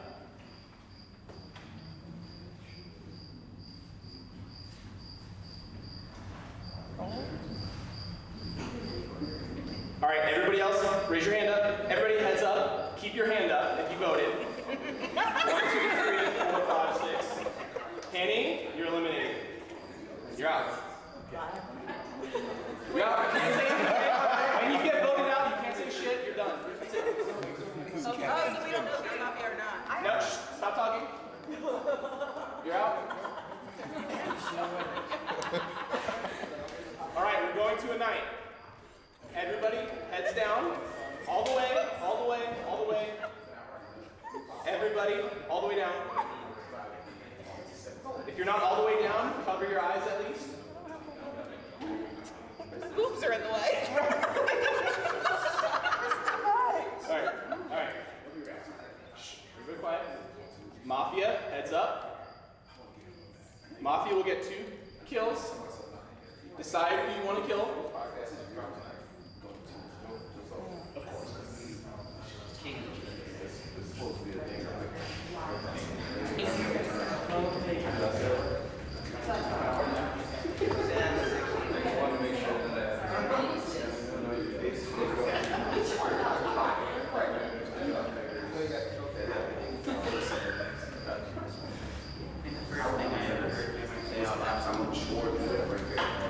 Mafia heads down. Cop, heads up. Decide on who you want to check. Are you in the morning?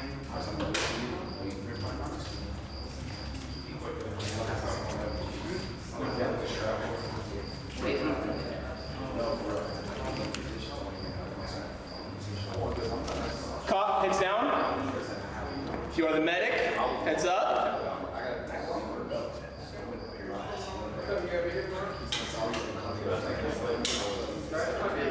Medic, heads down. If you are the Vig, heads up. 10 a.m. is crowd source. Usually it's 11 a.m. Decide who you want to kill, if anybody. Vig, heads down. Everybody heads up. Now, hold on. Danielle, you're dead. Oh, I know who killed me. Can't say shit. You're dead. Take your phone. You gotta go upstairs. I know who did this shit. I'm not And Michael, you're dead. Can't say anything. Take your shit. Get upstairs. I hope so. That was it, at least. I'm bulletproof. All right, and we're going to a day. The crowd thins. It's you. What'd I do? I heard that chair. I heard it. I gotta get comfortable, man. I did $10 today. Okay, can I just say, I'm not saying. I second that. Dude, okay, but also when I'm the next person next to Hanny, and I still heard him. I still heard motion in this area when they said Mafia. That's all I gotta say. I don't know why Chrissy's looking offended right now, but I'm just offended that you keep friends. There's something going on over here. There's nothing, neither of them. These two are way too quiet. Just Well, and I feel like Danielle is gone. Sean looks quite smug. Sean definitely just killed Danielle. Yeah. Look at him. Yeah. Okay. Seriously. Okay. I don't know. Okay. All right. well, I'm pretty sure. I think Sean. Yeah. I know for a fact. I'm not saying anything. I know Until for. anybody says there's a formal accusation against somebody, I'm just gonna take it as banter and that's it. So I'm pretty sure Michael was the cop and he's dead now. So that's something to think about. Anybody care about that? I do. you should. No, I'm pretty sure. The only reason I say that is because when he said the cop, I'm pretty sure I heard very distinct movement here. So I'm pretty sure Michael's the cop. So we lost our Let's cop. try not to be meta and like try to pay attention to all that kind of stuff. But it's fine if we do it right now. Oh, okay. Well, I'm saying the reason I'm bringing that up is because since that's one less person that Oh, helps. we've got a very special thing right now. So Chapman has given me some freedom.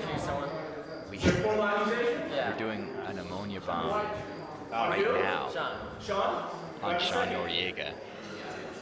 So, Hanny, you have to pretend like we're walking outside, okay? And then turn around and put it right in his nose. Does that make sense? But it also makes sense. They're downstairs.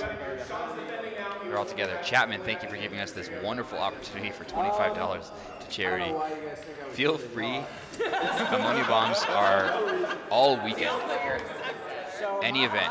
We can be talking about mental health. We can be talking about racial equity. We can be talking about fun and games. We can be playing a game like this. Ammonia bombs are for everyone. Okay, camera's going to stay on Sean for a second. No, I heard movement when you had to lift your heads up when Mafia was called. She's a really bad liar and goes into this like very jovial, like overly friendly kind of response when you accuse her of something, and very reflective of her response when You don't know my life. Also, prior to when Daniela said, "Ooh, I know who killed me," they had gotten into a bit of an altercation. So I think that I'm not the Mafia. I think it would be a foolish choice to pick me, and that's my defense. Is your defense rested? But there's two. No. That's it. You get to defend, and that's it. And then we get to go to a vote. Okay. All right, we are voting on Sean. Sean, keep your heads up. Keep your head up. Everybody else heads down. You want to kill Sean? raise your hand.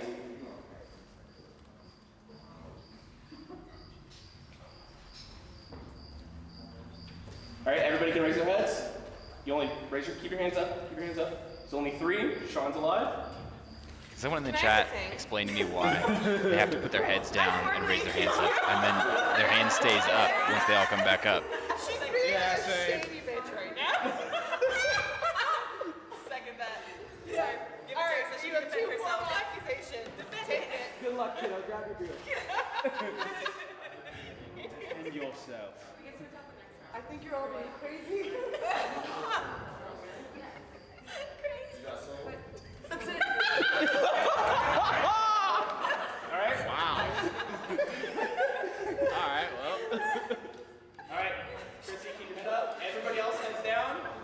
We are voting to kill Chrissy. If you want to kill Chrissy, raise your hand. All right, I think I get it. I think I get it. Chrissy is killed. And we are going to a night. Oh my God.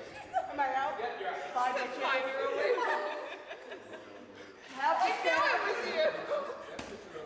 So like. Okay. Hey. Everybody heads down. We're going to a night. If you are the mafia, raise your head. Decide who you want to kill.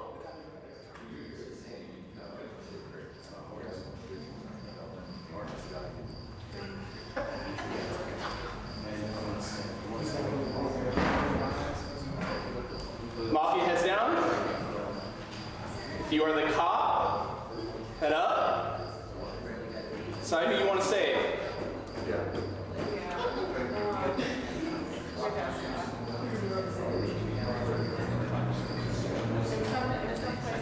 Cop heads down. Medic heads up.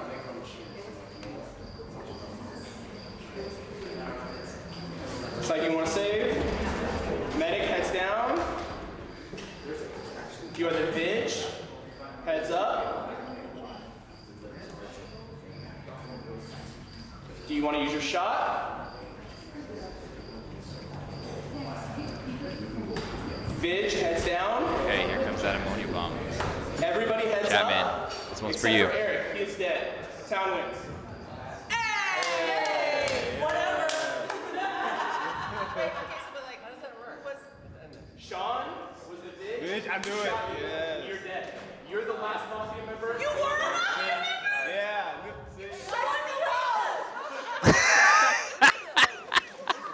Annie was right. I knew you were the bitch. One shot. That is game 1. It was good. All right, let me throw it back to my own camera here. Won just because of the initial sus was like just nonsense against Eric, and then like you got immunity. Yeah, that's really fun. It's a good game. You want to play one? Playing 1 or 2? Playing 2 or what? I mean, I'm down to play another game. It's just You want to play again? yes or no? Stay in. If we only have like 6 people, you can still play. It just is a speed game. Are you down to still play, or do you want to go? Hey, everybody, give me your card.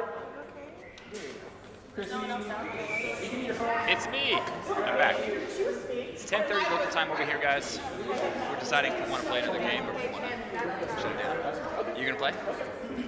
Okay. Natalie's gonna try. We got a new group of people headed down. It was good because then it I'm gonna throw it back super hard. hard. So we've got. Yeah, I think we can play with more now. So we've got Ross Lepola headed down. We have Natalie headed down. We have Tim Thibodeau headed down. I know we have some Tim fans up in here. How many donations to get a TikTok made by Tim? Swole, tell me more about this. Tin, shenanigans. I would be horrible at this. Let's get Bryce Krawczyk instead of me. Just sub the other Bryce back in. Glad you like that so much. I want to thank you to our sponsors. The sponsor for this particular hour is PR Breaker, one of my favorite pre-workouts. Awesome people. I take their pre-workout. I buy it with money out of my own pocket. It is well dosed, really thorough, just fantastic pre-workout. And we're happy that they decided to support our causes. So we got a new rules briefing because I know Natalie doesn't know the rules. I'm sure that's not sure that's the case for other people there. Can we get a "oh yeah" from Bryce? Sure. Oh yeah!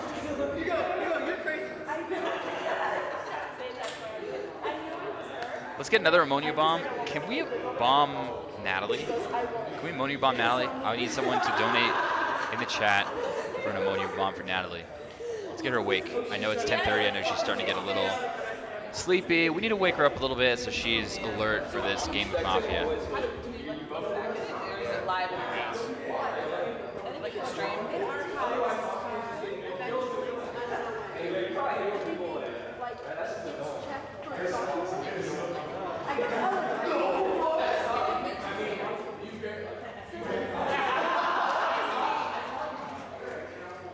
All right, we're gonna get some bodies and some chairs and figure out what's going on here as we play this game. Mango's my favorite, by the way. Can I have one of those? Shout out to Sour Strips for sponsoring this event. These mango. So I'm a somewhat of a sour candy aficionado. I have Sour Patch Extreme, one of my favorites. All manner of sour candy from the market. About one serving before training. Mango is amazing. This is the stuff. Is the chat funny? It's fun. It's fun. Depends on the event. Now Eric Bodhorn will be our runner.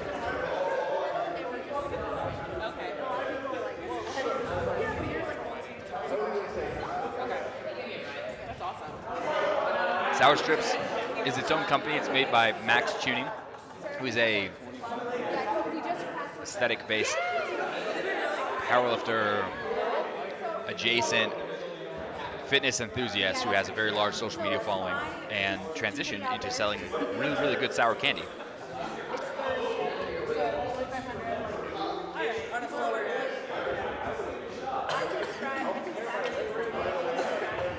Tina, I had to do my best job of describing Max. I hope I did an okay job.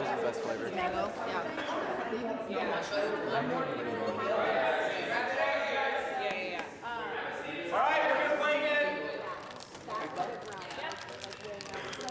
Marcellus, you playing?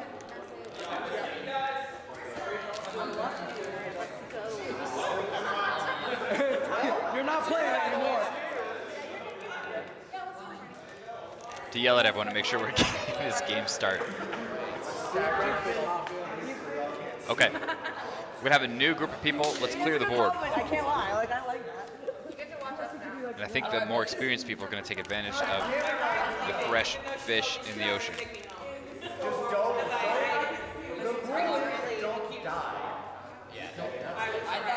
We're in the bonus land tonight, guys. Let's push this donation up to 2,800. I think we can do 2,800.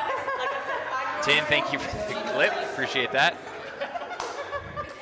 Steph, thank you so much. I did all of the design work for the stream, so I really appreciate it.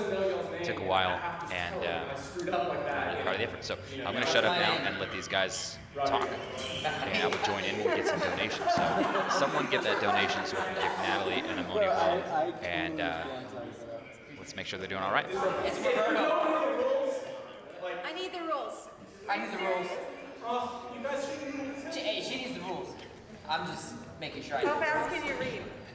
I need the rules. But you paid attention, and do you know anything? No, she wasn't watching. Like, I'll admit it's not. You can't hear everything all the way up there. Okay. I'll go over quickly. Pay attention.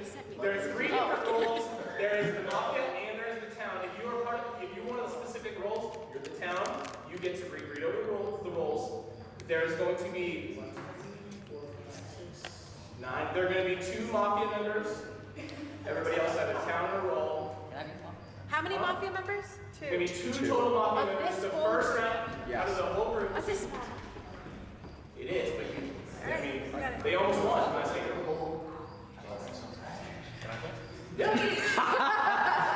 He wants redemption. Get that psychopath back in here. That's right. Make sure you guys are not checking out and bump into each other when we ask for heads up and stuff like that.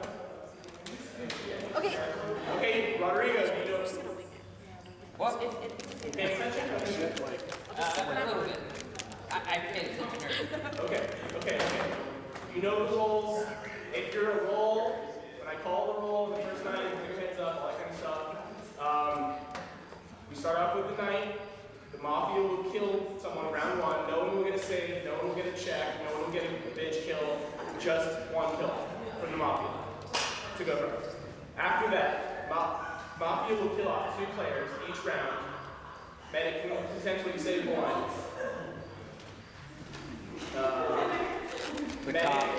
Cop gets to choose somebody to pick, right? The cop, I'll call for the cop. You get to raise your head, point to somebody that you sus, and I'll tell you either they're Mafia or they're town. Make sense? Natalie? I'm gonna just wing it. It's really not. If you get a roll and you don't know, you can't say, oh, what is it? No, I'm not gonna ask. I'm gonna pretend like I know what it is. So Vigilante, when he said Vig, heads up, you can kill somebody indiscriminately, but you get to do that once the entire game. If he calls Medic, Medic can assign somebody that they save, so if the Mafia tries to kill that person, they're protected. If you're the cop, you get to ask him if somebody's Mafia or town, so that you know when everybody picks their heads up. And then the Mafia, if you're part of the Mafia, you guys look up and all silently conspire to kill somebody that you want. Right. So we have our heads down. You have your heads down. When I say heads down, no one say anything no matter what. Okay. I have 2 questions. So the first one is if the cop finds out who's someone that is like town or Mafia, then they can tell if they want. So like last game, Michael was the cop. He was killed that night. If he would have checked the right person and knew like, oh, it was Handy, he still can't say anything. He's dead. No, I understand. Go ahead. But like when they're still alive, like if we wake up the next day and they're like, oh, I found out that guy's in the Mafia. You can say, oh, I am the But then the Mafia's gonna kill you. No, well, also. Well, like I'm just saying if it comes down to that point in the game where you can risk that. You can say, oh, I am the cop. No, you're not. I'm not. You can say that. You can say anything. Oh, you can lie? Yes, of course. That's the whole point. I thought you were just trying to deceive me. And then my second question was last time I saw Hanny's card. No, I'm just curious. Like, I know that that's not supposed to happen, but like, could I say something if I saw it? You could lie and say you saw his card too. Okay. I mean, everybody please and have some experience. You could lie and say you saw him. I didn't say anything last time. I was just saying. All right, let's go. All right. Man was talking with you. I would like to point out I'm 3 for 3 on my accusation. I know you're doing really good. Just don't show everyone your card this He was playing too smooth. He would have intentionally played off guard if he risked. Like he would have put on a nervous act if he risked. Me? No, Eric. Dude, I really want some more mango strips. I have some right here. I think I just ate 7 fun size. This is what somebody gave to me during the morning stream, and I fun didn't size eat them. Snickers. You eat another bag of mango? Jane Line. Where's Jane Line? He left. He had the medic card. He took the card. He's still the medic. No one can be a medic now. We need definitely not, because I'm really I crossed out one of the town. If you get it, it'll be medic and you'll see it. That'd be interesting.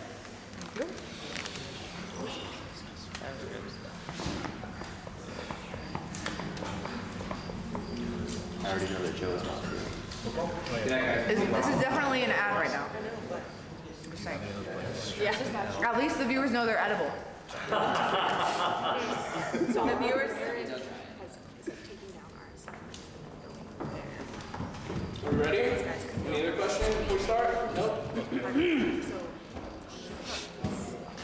My boy Burrow went on so nice. Okay, everybody, phones down. Phones down. Phones down. Sorry. No, down. All right, focus time, guys. Like, Who do you think's your gonna phone win? away. Okay. Oh wait. So heads down. Oh shoot, I gotta take off my jacket. I'm sorry. Second. Don't make any noise. Don't look at anybody else's card. I will put the card in your hand, and then don't look at it until I tell you to. Okay.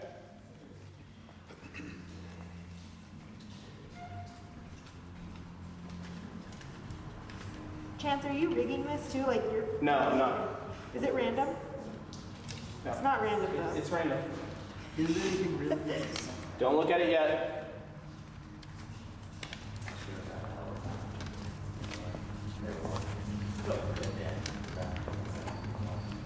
Slowly, you can look at your card. Don't let anybody see it.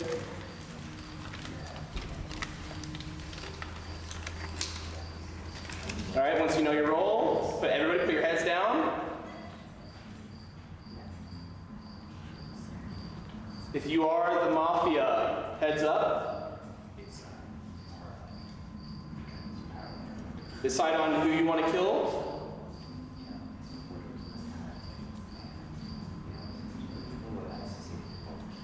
Mafia, heads down.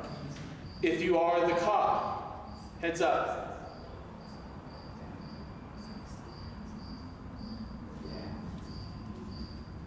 Everybody make sure your heads are down completely, don't look up. Cop, heads down. If you are the medic, heads up.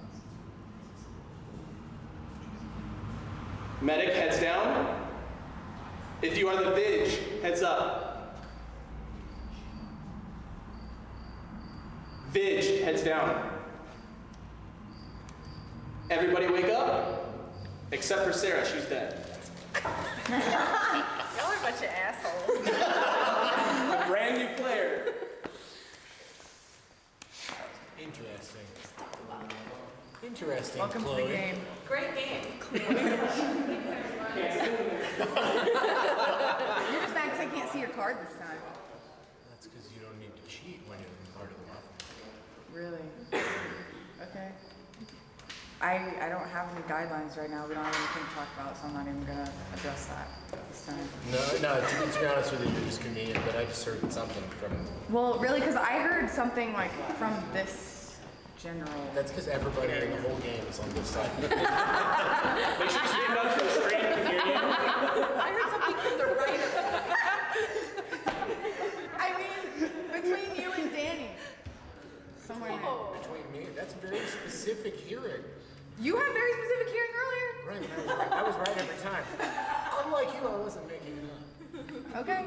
Hey, if you want to go. Okay, so whoever wants to speak, here's this. You can pass it around. Y'all got any input?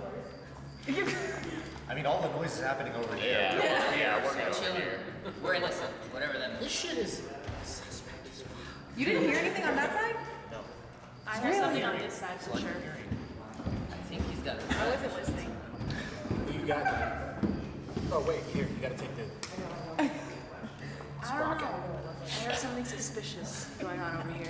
Sean makes me nervous every round because he doesn't really say anything. Yeah. Sorry, I don't. Hey, you can't interact with the game. No. Sorry. Was it you? No. He definitely wouldn't. It was that direction. It was, yeah. I think Rodrigo's in the Mafia. Is it the mustache? It's the hair. He Why? does look the part. When the accusations were first being thrown, he was very dismissive with his direction, looking around, trying to. Yeah. I like that. I like everything that is deep.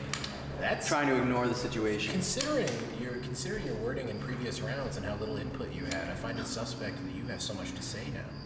Wow. I said that. I think it's suspect that Sean has so much to... Well, actually, you know what? You go. You have the can I have the thing? Yeah, last time you didn't know. I'm just saying that there was, by two of us, some sound heard coming from that direction. I agree. And Sean, who up to this point in the previous game and in this game hasn't really had a whole lot to say, suddenly feels like putting the accusation on someone else. Okay. Innocent. And Ross has something. Which, anybody that knows Sean always has a lot to say.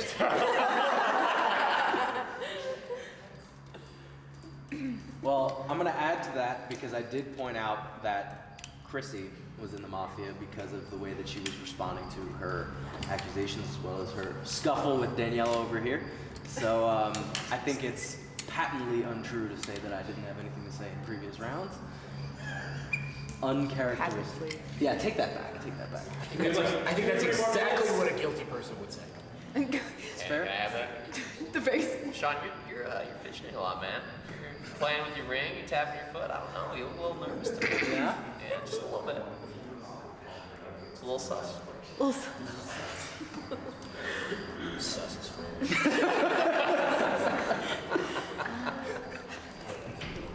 IQ Sean. Do I have a second? I'll put it down, sure. Sean, defense? I mean, I don't really know what else there is to say outside of what I've already said here. I think there's very limited evidence. There's really no evidence to say that it was me. I don't know why I would kill Sarah for any reason, but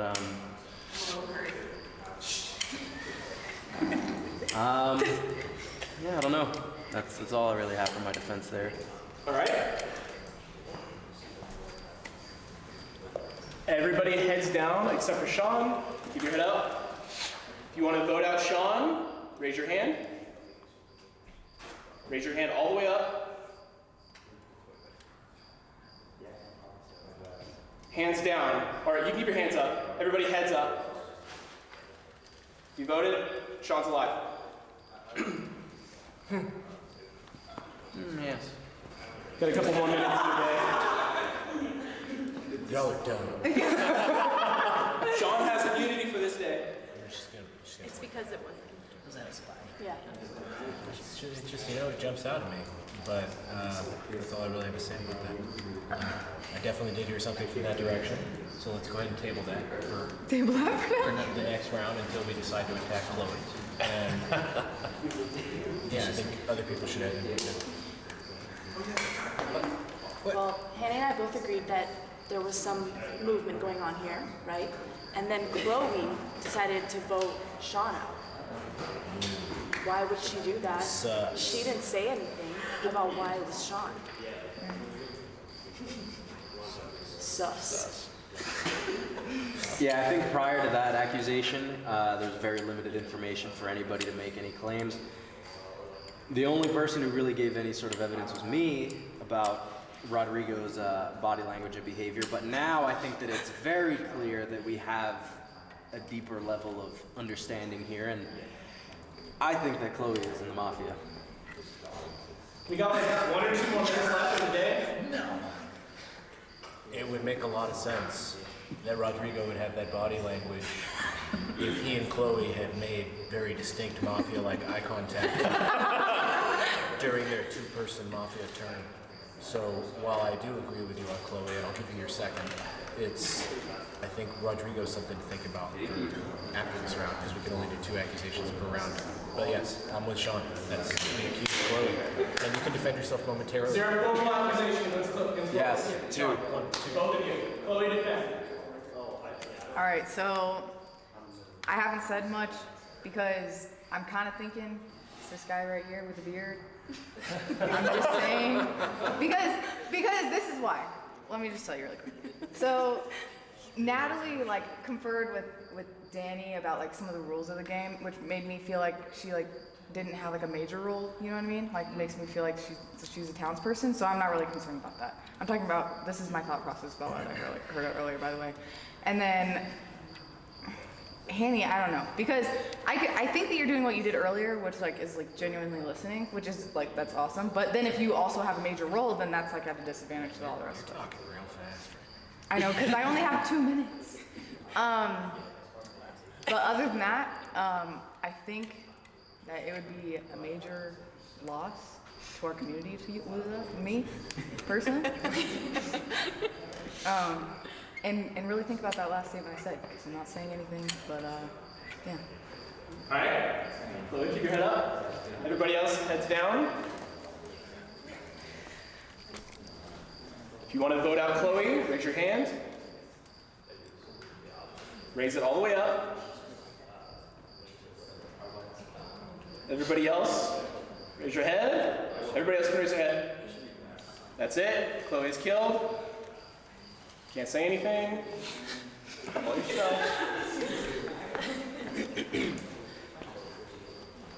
All right. Everybody heads down. Mafia, heads up. You have 2 kill power. Decide who you want to kill.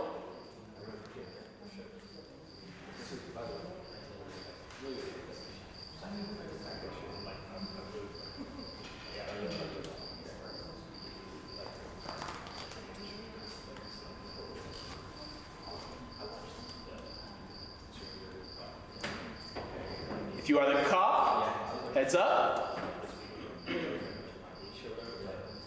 Decide who you want to check.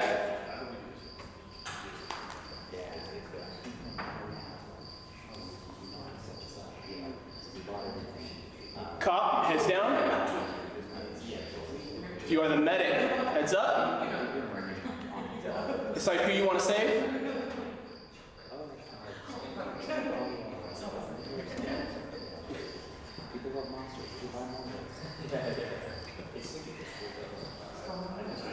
Medic, heads down.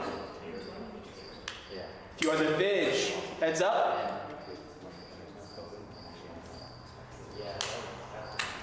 Decide who you want to shoot. Vig, heads down. Everybody wake up. Except for Sean, you are dead. Don't say anything. And Daniela, you are dead. Can't say anything.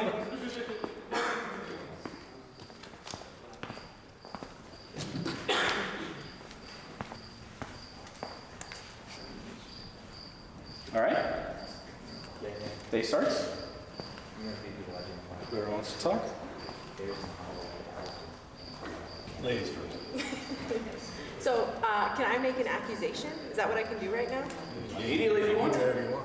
I think Ross is in the mafia. Why do you think Ross? Because I had heard some movement. I Heard some movement? Yes. I mean, the beard moves and whispers in different mysterious ways that nobody will ever know. So that's why people think people with beards are in the mafia, is because Hanny was really here and heard some movement over here. Speak up. Hanny was looking at me like he was suspect of something in this direction, and there are only 2 of us remaining. It was nondescript. There was definitely something in that direction. Yeah. I will confirm that.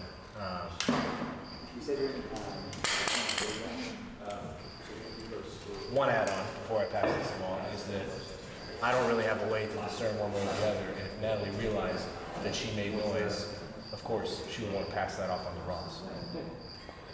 So she's simply taking a scientific approach to her tomfoolery here. So See, but how can we trust you though? Because you heard scuffle over there. If those 2 were in the mafia, the game would have been over. So how do we know that you're not in the mafia? I suppose you could just be deflecting your hearing. I could. Let me interrupt. I don't know if anybody formally accused anybody. No, it's just banter. But I formally accuse Hanny. Do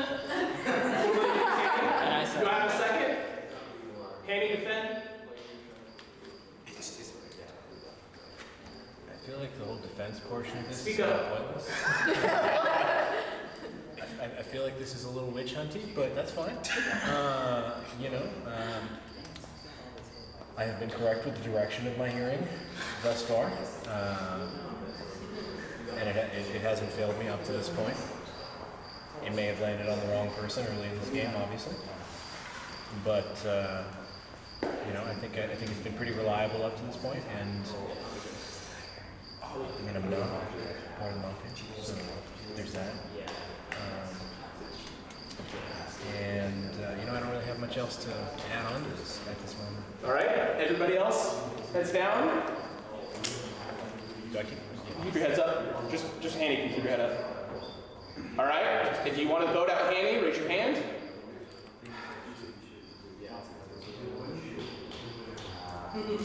Everybody raise your hand, raise your heads up.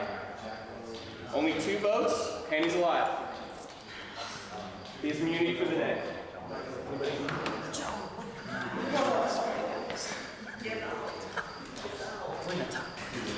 You've made a wise decision.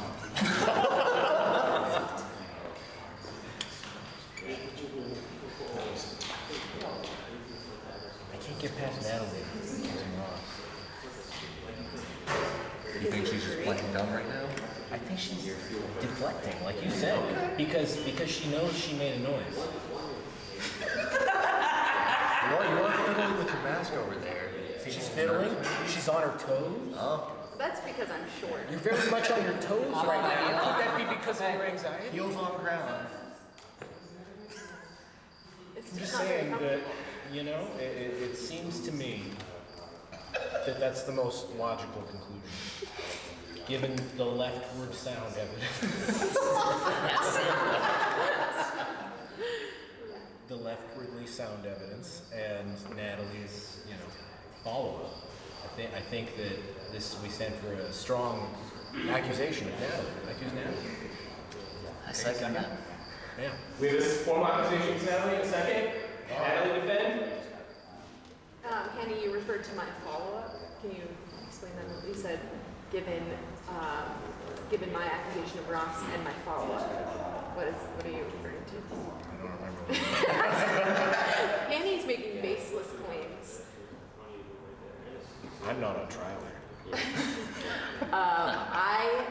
All I'm saying is that I heard noises and movement in this general direction and it felt very close to me. And that's where my accusation came from. I'm innocent. Is that it? Yes, that's it. That's all I got. Okay. Natalie, keep your hand up. Okay. Everybody else, heads down. If you would like to vote out Natalie, raise your hand. Natalie is dead. Everybody can raise their heads up. Natalie, you're dead. You can't say anything. Nothing. Get yourself. You brutalized me. All right. Everybody, heads down. Heads down. Heads down all the way. Everybody. If you are the Mafia, heads up. Decide who you want to kill.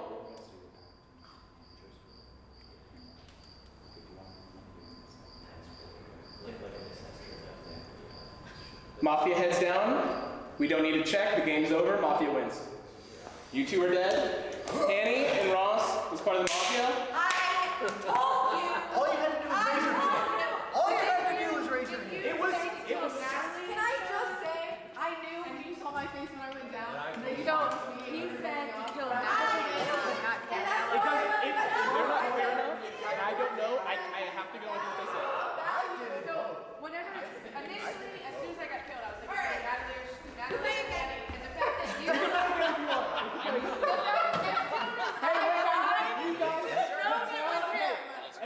Everybody that's listening, the town.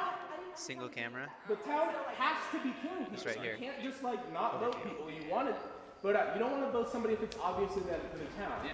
But if you don't, they're just going to be getting kills.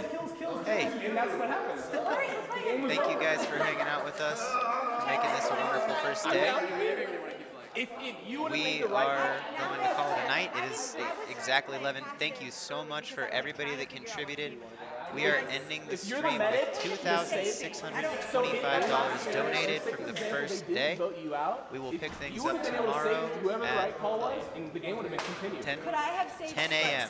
So even earlier than we started today.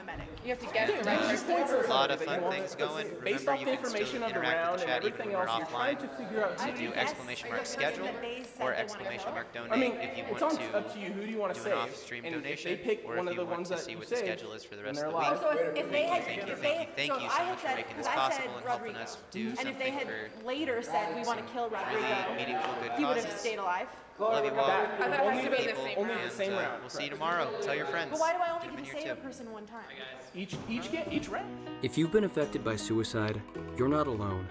suicide is a leading cause of death that affects millions each year. In most cases, it happens when stressful life events overload the coping abilities of someone suffering from a mental health condition. And the most common condition associated with suicide is depression, an illness that goes undiagnosed or untreated far too often. But the research is clear. Suicide is preventable if we work together. The American Foundation for Suicide Prevention has set a bold goal to reduce the annual suicide rate 20% by 2025. We can save tens of thousands of lives, but we need the help of everyday heroes like you.